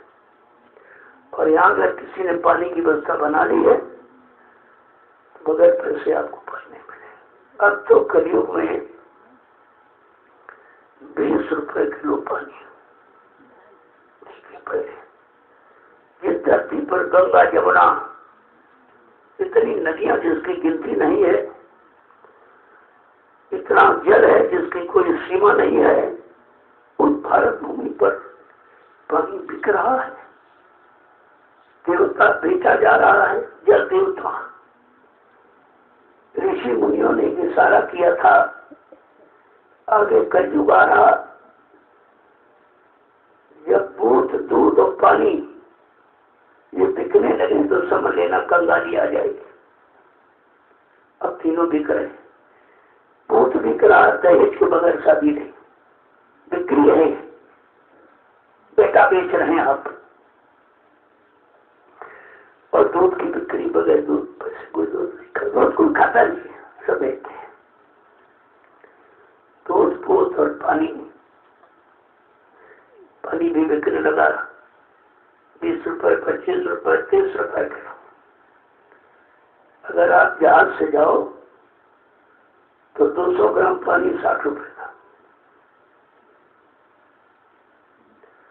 यानी दूध से महंगा, घी से महंगा। पहले समय देखिए कहां से कहां जा रहा, यहाँ से शोर मचा रहे, विकास हो रहा, विकास हो रहा, विकास। कोई कौन सा विकास किस कोने में कर रहे हो? सारा हिंदुस्तान तबाही में खड़ा है, रोने में चिल्लाने में खड़ा है, परेशानियों में तुम कैसे विकास हो रहा? तो क्या परेशानी का विकास, महंगाई का विकास, टैक्सों का विकास, लूटपाट का, झूठ छलकपट बेईमानी का विकास तो जरूर दिखाई दे रहा, लेकिन सत्यता, न्याय और सुकून शांति का विकास कहीं नहीं दिखाई दे रहा। और आपको भी मानव बुद्धि पर समझना चाहिए, ये परमात्मा ने परीक्षण का यंत्र दिया बुद्धि कि अच्छे बुरे की पहचान, पाप पुण्य की पहचान, शुभ अशुभ की पहचान, सत्य झूठ की पहचान, असल नकल की पहचान के लिए दिया है। और तुम बुद्धि 5 साल के लिए बेच देते हो, जिसको मतदान की, मत माने बुद्धि होता, मत माने विचार, बुद्धि से विचार होता है। जब बुद्धि आपने नेताओं के हाथ 5 साल के लिए बेच दिया, 5 साल तो बुद्धि का प्रयोग नहीं कर सकते। चाहे न्याय करें, चाहे अन्याय करें, चाहे लूटपाट करें, कुछ भी करे हो, आपको कहने का अधिकार नहीं है। जबकि प्रजातंत्र का सच्चा कानून जिसको आप बनाते हो, अगर वो तुम्हारे अनुसार कार्य नहीं करता है तो 24 घंटे में कान पकड़ के गद्दी से नीचे उतारने का अधिकार होना चाहिए। ये है प्रजातंत्र। तो इन सबको सबक हो जाए, सब पूरा काम कोई नहीं करेगा। उनको तो मालूम हम चाहे कुछ करें, 5 साल में मेरा कोई बाल बांका कर ही नहीं सकता। 5 साल में इतना लूट लेंगे कि जिंदगी में बैठ के खाएंगे, नाती पोते तक खाएंगे।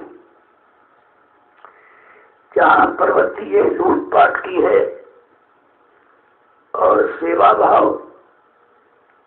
जबकि राजा अपनी प्रजा को पुत्रवत समझता है। भगवान राम ने भी इसी भारत भूमि पर राजनीति की है, वो भी राजा बने, लेकिन उनके राज का इतिहास क्या कह रहा है कि भौतिक तापा, दैविक भौतिक तापा, राम राज्य नहीं काहू व्यापा।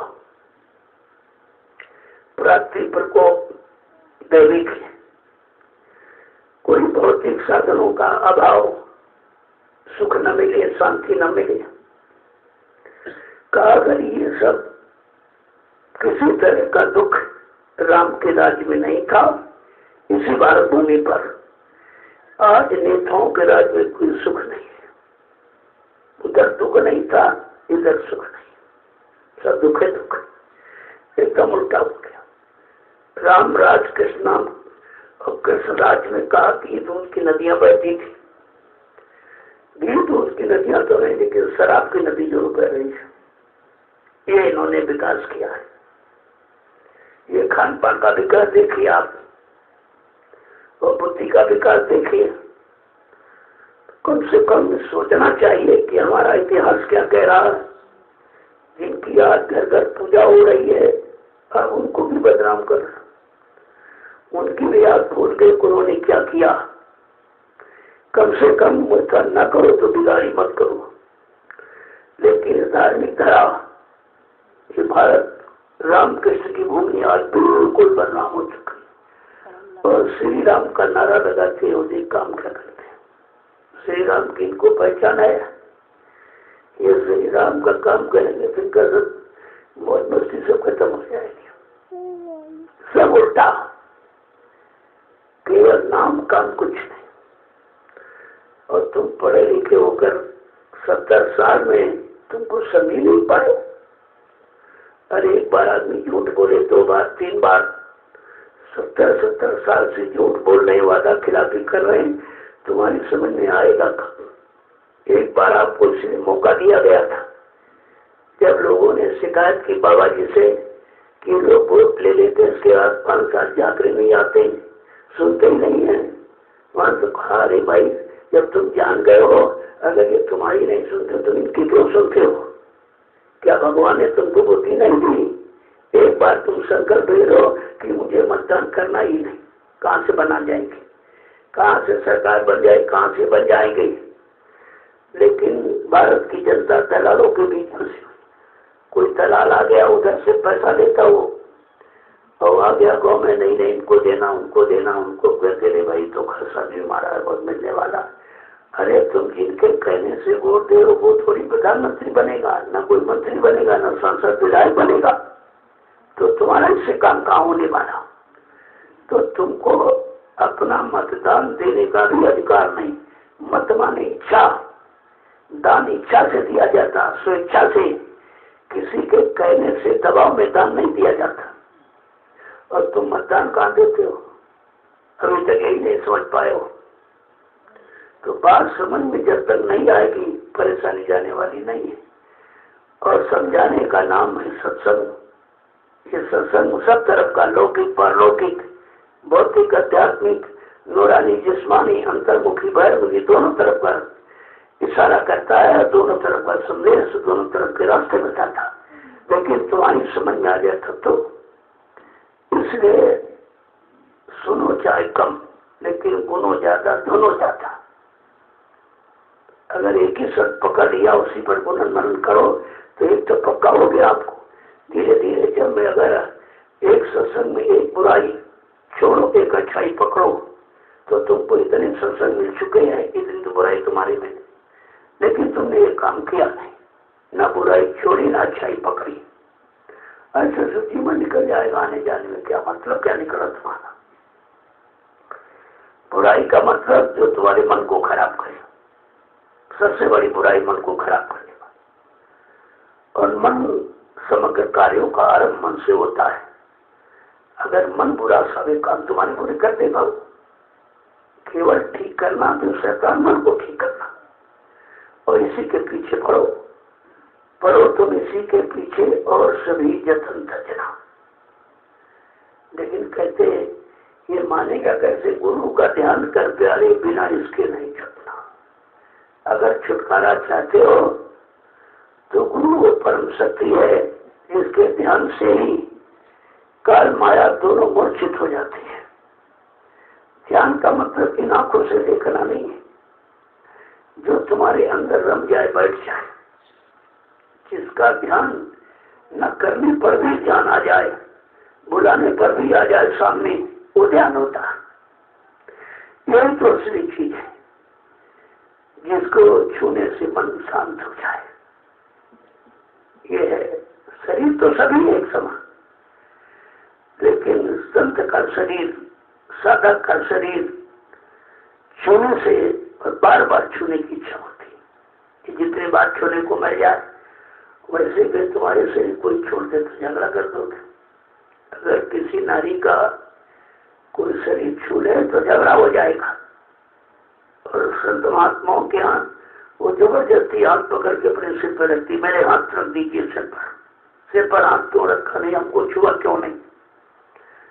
को विचार यही से पता चलता है, जिसको बार बार देखने की इच्छा हो, बार बार छूने की इच्छा हो, और कभी अंदर से चीज हटे ना, बराबर इच्छा होती रहे, ये पहचान है उस साधक की, जिसके शरीर से ये धारा निकल रही है।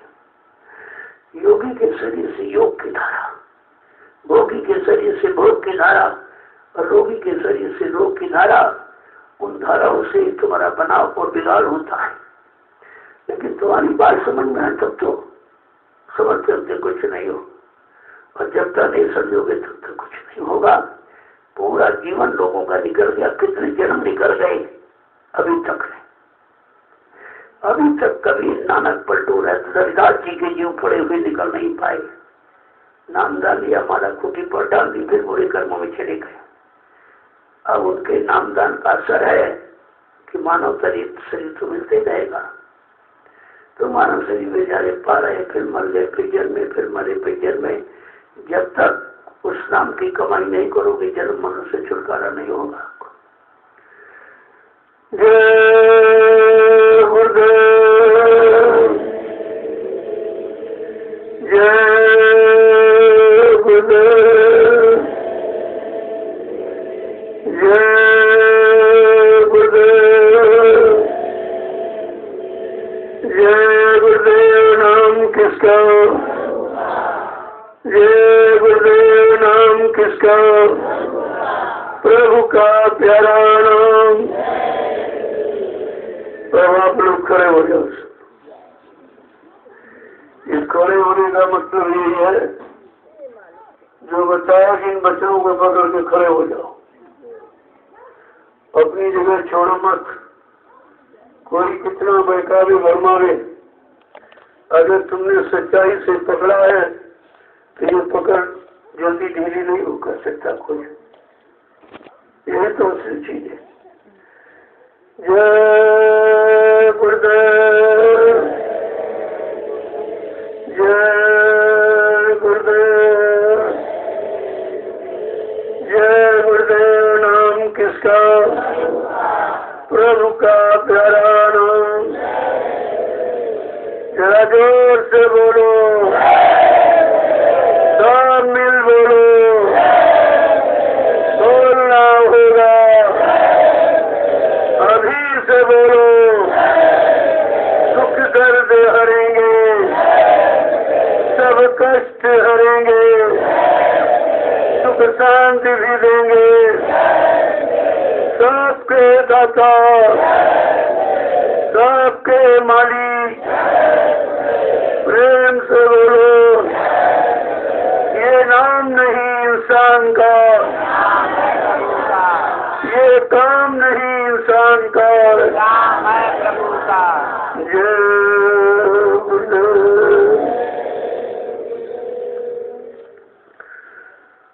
तो दिवाली का पर्व, वैसे दिवाली यहाँ की नहीं है। शुल्क दिवाली कर फिर सत्य लोग के मारे।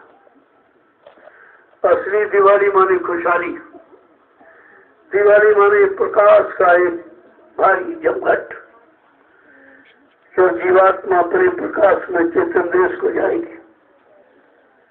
वहाँ प्रकाश ही प्रकाश है। ऐसा प्रकाश यहाँ कहीं नहीं, किसी लोक में नहीं है। तब सच्ची दिवाली होगी। ये तो समझाने के लिए एक तरीका रखा गया। जैसे एक दिन एक चिराग जलाते हो रोज, और दिवाली बाद दिन हजारों चिराग जलाते हो, क्या मतलब हुआ उसका? अरे जब एक चिराग से रोज काम चल रहा तो आज 1000 चिराग क्यों जलाए? ये उसी प्रकाश की महिमा बताने के लिए, जैसे हजारों चिराग जला दो उजाला पड़ जाता है, ऐसे जीवात्मा तेरा देश प्रकाशमय है। चेतन देश परम प्रकाश रूप दिन राती, ना चाहिए घर दिया और बातें। इस तरह प्रकाश के लिए चिराग और बत्ती भी तेल डालने की जरूरत नहीं है। जीवात्मा तेरा देश प्रकाशमय है और अखंड प्रकाश है। न कभी कम होता, न घटता, न बढ़ता, न खत्म होता, अनवरत एक समान रहता है। और जब तू अपने चेतन प्रकाश में घर में पहुंच जाएगी, असली दिवाली तेरी हो जाएगी। ये समझाने के लिए यहाँ सब प्रमाण रखे गए, और लोग समझे तो नहीं, उसी में फंस गए बेचारे। समझने की बात समझ लो, निकल आओ, तब तो समझा आपने। लेकिन समझा कुछ नहीं, और नकल में फंस गए बेचारे। और रोज करते करते त्रेता युग का ये त्योहार, राजा दशरथ का लड़का 14 वर्ष के लिए जंगल गया, जिसका बेटा 14 वर्ष घर से बाहर रहे और घर में सुरक्षित आ जाए तो माँ बाप की खुशहाली होती है। तो एक परिवार की खुशहाली थी, दीप चिराग जलाए गए। आज वो खुशहाली सारे देश की बन गई। एक परिवार, एक नगर अयोध्या की थी, बाकी नहीं। और बात अगर समझ लेते लोग, संतों के करीब पहुंच जाते, तो असली दिवाली का परिचय मिल जाता। कि दिवाली का मतलब क्या, होली का मतलब क्या, दशहरे का मतलब, रक्षाबंधन, ये सब आंतरिक पर्व है। बाहर में समझ लो और अंदर में प्राप्त कर लो तो तुम्हारा सच्चा त्योहार हो जाएगा। तो पहला त्योहार आपका तपोभूमि पर पड़ रहा, तो सब लोग खुशहाली मनाएंगे क्योंकि पहला है। तो प्रारंभिक है, कितना बड़ा सौभाग्य होगा 88,000 ऋषियों की तपोभूमि पर आपको चिराग बत्ती जलाने का अधिकार होगा, क्योंकि तब से जमीन एकदम सोनी पड़ी है, इस पर किसी ने चिराग जलाया नहीं है। आप लोग कितने बड़े भाग्यशाली हो कि 88,000 ऋषियों की तपोभूमि पर आपको चिराग जलाने का अवसर मिला है। त्योहार को मनाइए ऐसी खुशी से। मैं तो नहीं कहूँगा, मैं तो जाऊंगा बस्ती में, कार्यक्रम लगा हुआ पहले से, वो बहुत पहले 19 साल पहले कार्यक्रम ले लिया था। नहीं तो अब की बार दिवाली का पर्व लोगों को देखने को मिलता भी किसे कहते कैसा होता। फिर भी आप लोग हो अपने तौर तरीके इसको मनाओ। जय गुरुदेव। उस दिन भंडारे में पक्का भोजन बनेगा, थोड़ा बहुत निष्ठान प्रसाद के लिए वो भी हो जाएगा। और कैसेट आपके पास सत्संग का है वो लगा देना, सब लोग बैठ के सुनना और 1 घंटे सुंदर ध्यान बचा। ये जब बस तो यही है कि ऐसे त्योहारों पर हम अपने प्रकाश में, चेतन देश में पहुंच जाएं, हमारी हमेशा की दिवाली हो जाए। उसी के लिए तो आपको नाम की कमाई बताएंगे कि जल्दी से नाम की कमाई से जीवात्मा जगा लो, जागे कि बेचैन हो जाए, खुद आपको कुछ नहीं करना पड़ेगा, उसको होश आ जाएगा। अपने घर जाने की बिल्कुल इतनी मतलब तो से विवश बहुत बेकरी हो जाएगी उसको। धीरे धीरे धीरे इस काम के लगे रहो, तुमको देखकर तमाम लोग करने लगेंगे, तुमको देखकर तमाम लोग आने लगेंगे, उनका भी काम हो जाएगा। लेकिन जब आप ये स्थान छोड़ दोगे फिर क्या होगा? न तुम्हारा काम न उनका काम। इस स्थान पर तुम अपना तो कर ही रहे हो, लेकिन तुमको देखकर कितने लोग और आ रहे हैं और आएंगे, और धीरे धीरे सभी आ जाएंगे। जाएंगे कहाँ? कोई दरबार वैसा नहीं है जहाँ लूटने के सिवा मिलना कुछ नहीं। केवल ये मालिक की मौज हुई, उनकी मौज के बगैर कुछ नहीं हो सकता। उसी मौज में ये निर्माण हो रहा है और आपको एक अवसर सेवा का मिल रहा। मैं आप तन की सेवा कहाँ करने जाते, और बगैर तन की सेवा के मन शुद्ध होगा नहीं, भजन में लगे नहीं। ये बहुत जरूरी है, इसलिए कुछ न कुछ सेवा चलो। बैठो मत, शरीर हिलाते रहोगे, इसी हिलने में रगड़ में पता नहीं कौन सा कर्म खट जाए तुम्हारा। तो इसको सुस्त मत रखो, किसी न किसी काम में लगो। बहुत काम है तो अब कुछ प्रेमी बिहार के आ गए, देखो यहाँ के लोग नहीं समझ पाए, इनकी किस्मत में है ये कि सेवा करने आ गए उतनी दूर से चढ़कर, और अपनी गाड़ी कमाई लगाकर सेवा करेंगे। उनकी सेवा का लाभ आगे वाले कितने लोग उठाएंगे। यहाँ पर बड़ी सत्संग स्थल है, यहाँ बैठ के लोग भजन करेंगे, सेवा करेंगे, उसका लाभ इन प्रेमियों को मिलेगा जिन्होंने इस सत्संग स्थल को भव्य रूप दिया है। अपनी सच्ची गाड़ी कमाई सच्ची जगह लगाने जा रहे हैं। इसका लाभ कितने लोग उठाएंगे जो आगे आएंगे बैठ के वहाँ भजन करेंगे। तो सत्संग स्थल है, बड़े बड़े कार्यक्रम तो उसमें होंगे, वो मैदान है, लेकिन लघु सत्संग नहीं होगा। और कोई हम मौके पर है, कोई छोटा मोटा त्योहार पड़ गया वो भी यहीं पर हो जाए करेगा। वैसे ज्यादातर समय मैं यहीं बताऊंगा जब तक यहाँ का संकल्प पूरा नहीं हो जाएगा। जाऊंगा इधर उधर समय निकाल कर, क्योंकि लोगों को सोने नहीं दिया जाएगा। कुछ ना कुछ संदेश इधर उधर होते रहेंगे, लोग आते रहेंगे। अभी आपका परसों तो यहाँ है गोरखपुर में 3 दिवसीय, इसके बाद दिवाली कार्यक्रम बस्ती में है, इसके बाद 5 दिसंबर की रात्रि 12:00 पर जो निर्धाम जाने की तिथि है महापुरुष की, वो पूजा का समय है। वो आपको लखनऊ में उत्तर प्रदेश की राजधानी में होगा। अभी देखो पूर्णिमा से प्रेमी जगह कितना बड़ा कार्यक्रम ले लिया, अंतरराष्ट्रीय कार्यक्रम ले लिया और बड़ी तैरवेता से लगे हुए भी। कल आए थे, कई बार चक्कर मारा है कि यार ये अपनी बताते हैं क्या प्रगति रिपोर्ट हुई। धीरे धीरे धीरे धीरे प्रयास में लगे हैं कि कोई अच्छा से अच्छा मैदान मिल जाए जहाँ से आने जाने की सुविधा ट्रेन की और सड़क दोनों की हो। कई मैदानों की बात कर रहे थे, हमने कहा देख लो अगर ये बक्सी तालाब हो जाते तो बहुत अच्छा है, क्योंकि ये पुरानी जगह है, काफिला बड़ा हो चुका है और मतलब सबसे जानकारी तो लोगों को है ही, और ये बिल्कुल हाईवे से जुड़ा हुआ है। आपका जो लखनऊ सीतापुर होता है वह दिल्ली हाईवे जा रहा है, इसी पर है।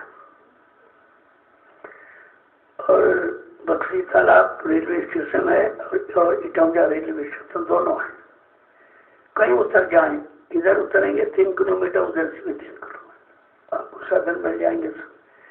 अपने प्रेमी तो 2.5-3 किलोमीटर पैदल चल को समझते नहीं होते, कितनी दूर ये सब तय कर लेते हो, क्योंकि उनको तो कार्यक्रम पहुंचने की इच्छा रहती है। ये थोड़ी है मैं सवारी मिली कि नहीं मिली, अच्छी मिली खराब मिली, कुछ नहीं, एक बार पहुंच जाएंगे बस सब चिंता खत्म हो जाएगी। तो ये कार्यक्रम और होली का बलरामपुर में, होली बलरामपुर में, और मुक्ति दिवस चंदौली जिले में बनारस के पास। ये कार्यक्रम पहले से लगे हुए बड़े बड़े कार्यक्रम हैं। इसके बाद अभी मैंने कोई कार्यक्रम दिया नहीं है और शायद देने की इच्छा भी नहीं है, क्योंकि जब तक यहाँ का काम पूरा नहीं हो जाएगा तब तक इधर उधर जाना संभव नहीं है। ज्यादा समय यहीं पर देंगे, क्योंकि काम यही होना है, यहीं से होना है, दोनों बातें। जब यहाँ का होगा तभी तो यहाँ से सबका हो जाएगा। तो अगर आप लोग ऐसे तरह से लगे रहे तो धीरे धीरे धीरे मालिक की दया हो जाएगी, सबका हो जाएगा। भाई जब अच्छे से अच्छे काम में कुछ बाधाएं विघ्न आते रहते, लेकिन वो कुछ नहीं, वो दया से सब खत्म हो जाते हैं। जय गुरुदेव, जय गुरुदेव, जय गुरुदेव नाम किसका, जय गुरुदेव नाम किसका, प्रभु का प्यारा नाम। सतयुग को लाएंगे, विश्व में शांति को लाएंगे, जन जन में प्रेम को लाएंगे। स्वामी जी का कहना है, क्या खाने से हुए खराब, क्या खाने से होगी भलाई, अब कुछ होने वाला है। जो अभी समझ न पाएंगे, जो अभी जान न पाएंगे, स्वामी जी की वाणी है, यदि स्वामी जी की बात न मानी, यदि स्वामी जी की बात न मानी, जय गुरुदेव। देखो बिहार के प्रेमी इस समय आगे हो गए, कुछ रीगा सीतामढ़ी की संगत भी काम कर रही है प्लास्टर का, और कुछ लखीसराय से प्रेमी आ गए, से मालूम दे रहा कि बिहार आगे जा रहा, बाकी साहब पीछे को देखिए होते हैं कि इनके पास कम नहीं है, अरे इनके यहाँ तो दाने पैदा दूसरी फसलें भी होती है, कितनी जल्दी वहां से, क्योंकि इनका निशाना आश्रम, ये आश्रम बाद में गृहस्थाश्रम दोनों देखते हैं। अभी आए थे ये लोग, ये बौद्धि बना के गए और तुरंत वहां जाकर के संगत ने अपना मेल मिलाप किया, संगत को बताया तो संगत में भाव पैदा हुआ कि नहीं नहीं भाई, हम सबका कुछ न कुछ लगना चाहिए और ये सेवा तुम्हारी रजिस्टर में लिखी जाएगी, क्योंकि समय में पता चलेगा कि लोगों ने क्या सेवा किया, तो तुम्हारी ये सेवा रजिस्टर में अंकित हो जाएगी। और अच्छा से अच्छा जो कर सकते करो, घर तुम्हारा है, ये किसी का नहीं है, आपका घर, आपके पैसे से, गाड़ी कमाई से निर्माण हुआ है, और अभी आप गाड़ी कमाई लगाने जा रहे हैं, तो ये आपका, किसी का नहीं। और अपना घर सबको सजाना चाहिए, और दिवाली में वैसे भी आप अपना घर की लिपाई पोताई सजावट करते हो, और ये ऐसा घर है जिस घर से उस घर की तैयारी हो रही है, तो इसको जितना सजा सको, मैं मना नहीं करता, जैसा करना चाहो करो, लेकिन ये घर उस घर की तैयारी करा देगा, और तुम्हारा वो घर केवल घर ही में बांध के रख देगा, निकलने में नहीं देगा। तो बड़ा अंतर है इसका दूर घर में। तो सेवा के लिए किसी को मना नहीं है, कर सकते हो, करना चाहो तो कर लो। करने वाले देखो बिहार से आ गए, तुम लोग रह गए हो, जबकि ये 5 जिलों को दिया गया, और जिस सीतापुर में हो रहा तो बिल्कुल सो रहे, कोई कुछ नहीं, रोज 2 4 5 तो बेचारे रोज आते रह गए, बाकी सब खत्म हो गया। ऐसे मथुरा वाले सो गए, कुछ नहीं मिला। तो ये पास नजदीक का मतलब यही होता है, इनको यही है कि हमारे सीतापुर में आश्रम बन रहा है, तुम्हारे सीतापुर में नहीं बन रहा है, वो 88,000 ऋषियों की तपोभूमि पर बन रहा है, और सतनेमी धाम में सतपुर धाम की स्थापना होने जा रही। पहले बात समझा करो, तो इसलिए जिसको मौका हो कर ले, काम तो हो जाएगा। अभी ये गाय और कोई आ जाएंगे, वो करने लगेंगे, लेकिन तुम तमाशा देखते रह जाओगे, मिलेगा कुछ नहीं। बाकी तुम इसी चक्कर में हो, हमारे यहाँ हो रहा, हमारे यहाँ हो रहा। अरे तुम्हारे यहाँ हो रहा, तुम्हारा इसमें क्या है? तुम ये कौन सा सहयोग किया भाई? वो लोग उतनी दूर से आ गए, घर के परिवार छोड़कर, खेती दफ्तर बंद करके, और तुम घर से नहीं निकल पाए हो, तुम्हारा किराया भाड़ा भी नहीं लगना, बस मोटरसाइकिल उठाई आ गई, कौन दूर है? ये देखो 1000 रुपए किराया वाला खर्च आ गए। इनके अंदर सेवा भाव है। ऐसे सेवकों को अध्यात्म की दौलत हासिल होती है, सबको नहीं होती। तो ये लोग आए और इनको थोड़ा भंडारे वाले इनका विशेष ध्यान रखना। सुबह नाश्ता समय से यहीं पर,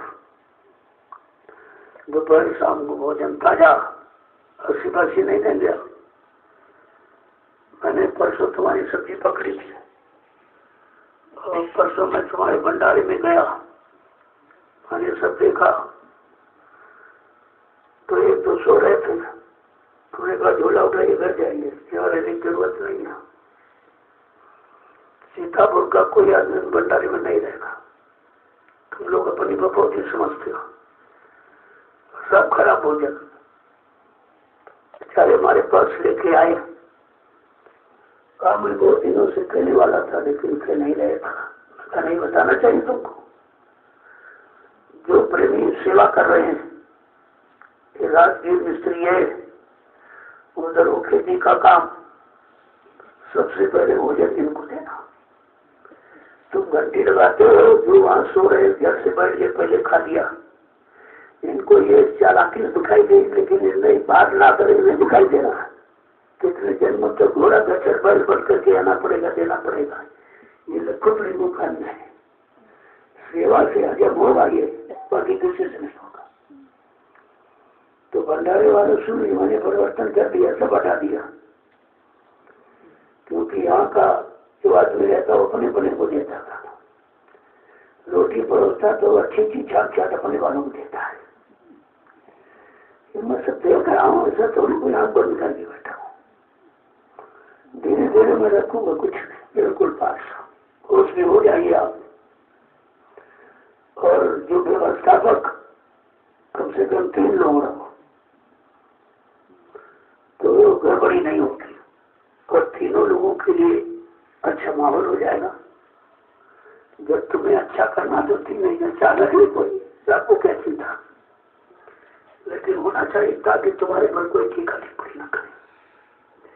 मैंने इसलिए तुम्हारे हित की बात, 3 आदमी और खेती में 3-4-5 लोग खेती करने के, ये सुरेश वर्मा के संरक्षण में खेती का कार्य होगा।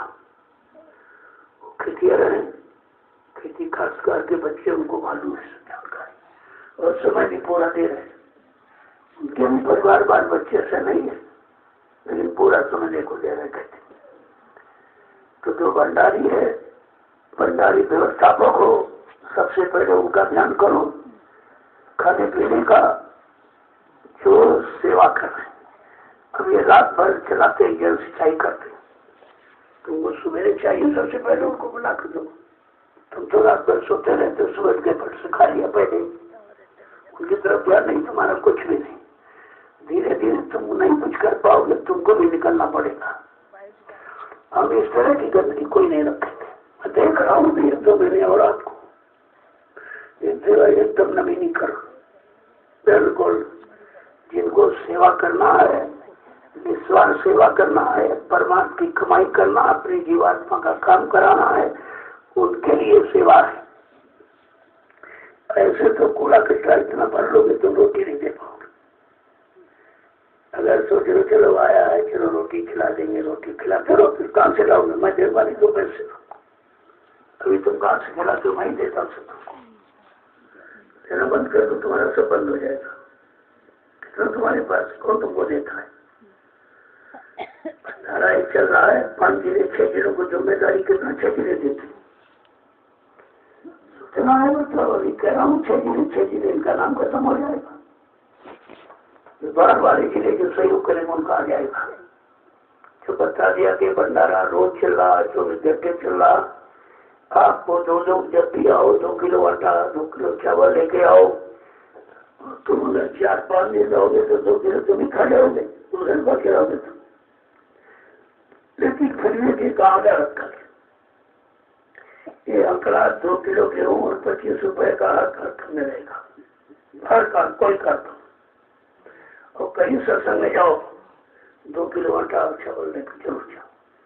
तो कहीं जाते थे तो कहते सीधा लेके जाएंगे, जब सीधा दे देंगे तभी कुछ वहां का पान करेंगे। बिना पढ़े लिखे लोग फिर उनके अंदर ये था। यहाँ के लोग आते कुछ नहीं ले आते, जिनको कोई दूर नहीं जाना। मैंने कहा भाई सब लोग अभी चावल का समय आ गया, चावल इकट्ठा कर लो, साल भर तुम्हारा काम आएगा। जब किसी के यहाँ जाओगे 2 किलो के 5 किलो दे देगा इस समय। उससे 2 किलो हर व्यक्ति की, परिवार में जितने लोग हैं उस हिसाब से जोड़ के दे दीजिए। तो ना भी यहाँ सेवा करने आएंगे, लेकिन उनका अन्न नहीं, सेवादार खाएंगे तो तुमको घर बैठे लाभ मिल जाएगा। तुमको तो सब तरफ से लाभ दिलाने की योजना बनाई है, लेकिन तुम समझते रहे, अपनी बुद्धि दौड़ाते हो। तो खासकर इन 6 जिलों को चाहिए कि भंडारे की कोई चीज कम न हो। तब तो इतने 6 जिले हैं पर कुछ नहीं पा रहे। भाई अगर आप थोड़ा थोड़ा इकट्ठा करो और भंडारे में ले आओ, और तुम भी तो भंडारे में भोजन करो, तुम क्या कहीं करने जाओगे? तुम्हारी भी व्यवस्था है, और तुम्हारी व्यवस्था जितने बाहर से आ रहे हैं उनकी व्यवस्था हो जाएगी। यही तुम्हारा परमार्थी लाभ है, आपको मिल जाएगा। और नहीं तो बार बार को आदेश कर दूंगा, वो सब गाड़ी भर के ले आएंगे, तुम्हारा सब खत्म हो जाएगा। अभी तो मैं आपको मौका दे रहा हूँ, कर लो। तुम पास पड़ोस में बाद में कहोगे हमसे क्यों नहीं कहा हो, ये वाले क्यों ले आए, जिले वाले क्यों ले आए। अरे भाई यहाँ तो प्रेमी ऐसा इंतजार कर रहा, अगर मैं कह दूँ तो ये सब भर के हम तुम्हारे डाल देंगे, तुम संभाल नहीं पाओगे। लेकिन फिर तुमको क्या मिलेगा? उनका खा के क्या कर्जा ला दोगे? बात तुम्हारी सुनने आती नहीं। आते ऐसे रिश्तेदारों के घर चले आए झोला लेके, तो भंडारे में खाना खा लिया तो रात के चले गए घर, तो कर्जे लाते रहोगे क्या? उतारोगे कब?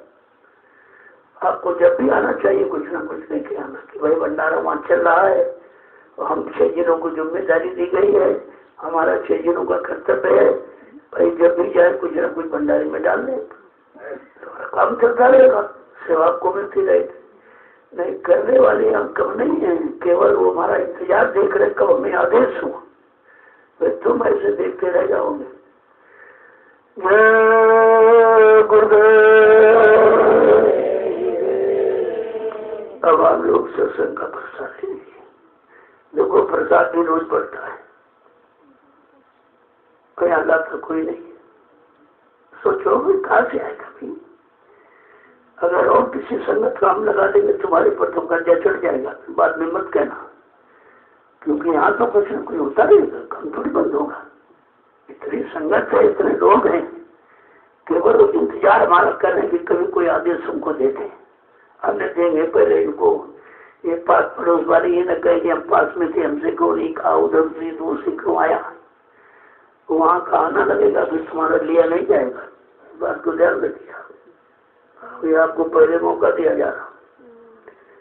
इस समय चारों तरफ निकल जाओ, धान तैयार है, टोली बना लो, ब्लॉक बाई निकलो और उसे इकट्ठा करके ले आओ। तुम्हारा साल भर तुम्हें कहना नहीं पड़ेगा, कितने लाख लोग इसका सेवन करेंगे और घर बैठे तुमको इसका लाभ मिलेगा। करना चाहो तो कर लो, और न करना चाहो तो तमाशा देखिए फिर दूर से। कितने प्रांतों के लोग बैठे इंतजारी कर रहे हैं, कोई के आदेश में जाए तो फट से हम लोग राशन पानी लेके पहुंच जाए। आप अभी देख रहे हैं, अगर कोई बात नहीं करते तो उनको आदेश हो जाएगा, तो सब खरीदेंगे। देखो अभी लेकिन कोई आदेश थोड़ा अपने आप आगे देखो, बाउंड्री इनको तुमको नहीं चिंता, इनको चिंता है कि सत्संग स्थल है, ये सत्संग स्थल की निर्माण सजावट करना हमारा कर्तव्य है, कुछ नहीं।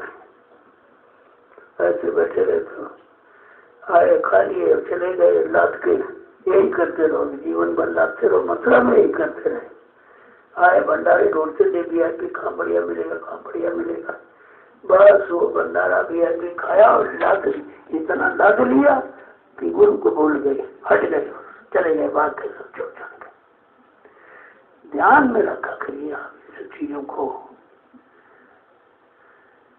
बराबर हिदायत दी जा रही, बराबर आपको सुनाया बताया जा रहा है। इसलिए मैं बहुत थोड़ा समय लेंगे और थोड़ा कर दूंगा, और नहीं समझो तो बंद कर दूंगा, कुछ नहीं कहा जाएगा। तुम्हारी इच्छा वो करो, इधर से कुछ नहीं होगा। तुमको कुछ करना नहीं है, केवल सुनना है। तुम कोई पागल है, अपना समय खराब करे तुम्हारे पीछे।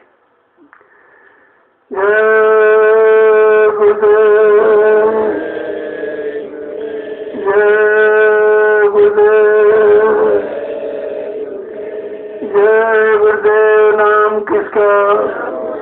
प्रभु का प्यारा नाम। अब आप लोग सत्संग का प्रसाद ले लीजिए। तो दिन भर आप मेहनत करते हो, वैसे ही ये सत्संग पर ताजगी नहीं आता। भजन करते हो तो बोझा उतरता है, सुमरन ध्यान भजन से बोझा उतरता है सबका, और सत्संग सुनते शरीर रखा हो जाता है। अपनी पहचान हो जाती, भाई मैं कहाँ खड़े हैं, कहाँ खड़ा होना चाहिए, हम क्या कर रहे हैं, क्या नहीं करना चाहिए, सब जानकारी हो जाती। अब आप लोग लाइन से सत्संग का प्रसाद ले लीजिए। सुबह जैसे 1 घंटा बजे सब छोड़कर फौरन आ जाया करो। केवल बैठने में ही दया है आपको। आदेश पालन तो कर रहे, यही कौन कम है। तो हम लोग सोते रहते उधर, ये सोते ही रहेंगे, सोते सोते जीवन निकल जाएगा। तो खोते रहेंगे, सोते रहेंगे, खोते रहेंगे, मिलेगा कुछ नहीं। जब यहाँ आए हो, किराया भाड़ा खर्च करके घर गृहस्थी परिवार छोड़कर खेती दुकान दफ्तर बंद करे, तो आपको करना चाहिए, कुछ लेके जाना चाहिए। लेकिन जब देने लिए तैयार नहीं तो क्या किया जाए। इसीलिए घंटा संग बजाया जाता, भाई जाग जाओ जाग जाओ। आकर के अपना 1 घंटे असली कमाई नाम की कर लो, और इसके बाद अपनी अपनी सेवा में लग जाओ। सोए फिर इस तरह की दिनचर्या यहाँ से बना के जाओ, घर में यही दिनचर्या रखो। इतने बजे उठना है, घंटा संग बजा होगा, याद रखो। इतने टाइम घंटा संग बजा होगा, प्रेमी आ गए होंगे, प्रार्थना हो रहा होगा, आप सुमरन ध्यान कर रहे होंगे। इसके बाद अपनी अपनी सेवा की सेवा तो तुम्हारा गृहस्थी काम लग जाओ। यहाँ से सीख कर वहाँ जाओगे तो वहाँ का भी टाइम टेबल बदल जाएगा, वहाँ भी आपको लाभ मिलेगा। अब तुम सोचो यही करते, इसके बाद फिर घर में बना तो ऐसे जीवन निकल जाएगा, कभी सीख नहीं पाओगे। अरे ये तो प्रशिक्षण है, ट्रेनिंग, अभ्यास। यहाँ से सीखो और करते सीखो। जब कई बार गाँव मोहल्ले के लोग देखेंगे तो आप भाई बहुत बदल गए, तो नित्य पर से पड़ा किसी से मतलब नहीं रखते। अब लोग कहते हैं समय काट रहे, हमने कहा समय इतना ज्यादा तुम्हारे पास समय काट सकते हो, तुम समय तुमको काट रहा। यही होगा समय, उनको तुम समय काट सकते हो, समय तुमको खुद ही काट रहा। काट के गिरा देगा, एक दिन खत्म हो जाओगे, कुछ नहीं बचेगा। तो इतना समय तुम्हारे पास कहाँ है भाई? घर गृहस्थी का काम है, नहीं है तो बैठ भजन करो, नहीं तो अपना मोबाइल खोल लिया, सत्संग सुनो। किसी तरह कान में वचन जाते रहना चाहिए। तो कानों का संबंध मन से है तो मन फिर इधर उधर नहीं जाएगा, धीरे धीरे धीरे आदत बन जाएगी, फिर उसी में रम जाएगा। लेकिन कम से कम आदत बनाने की कोशिश तो करो। प्रयास आप कुछ नहीं करते, बगैर प्रयास की दया नहीं होगी। खा कुछ तुम करो, कुछ हम करें, कुछ मालिक की दया हो जाए, तुम्हारा काम बन जाएगा। ऐसा नहीं कि तुमसे लड़का तुम कुछ न करो तो भी कर्महीन हो जाओगे। तो ऐसा नहीं, कुछ तुम करो, कुछ शुरू करे, इसी में दया हो जाएगी आपकी।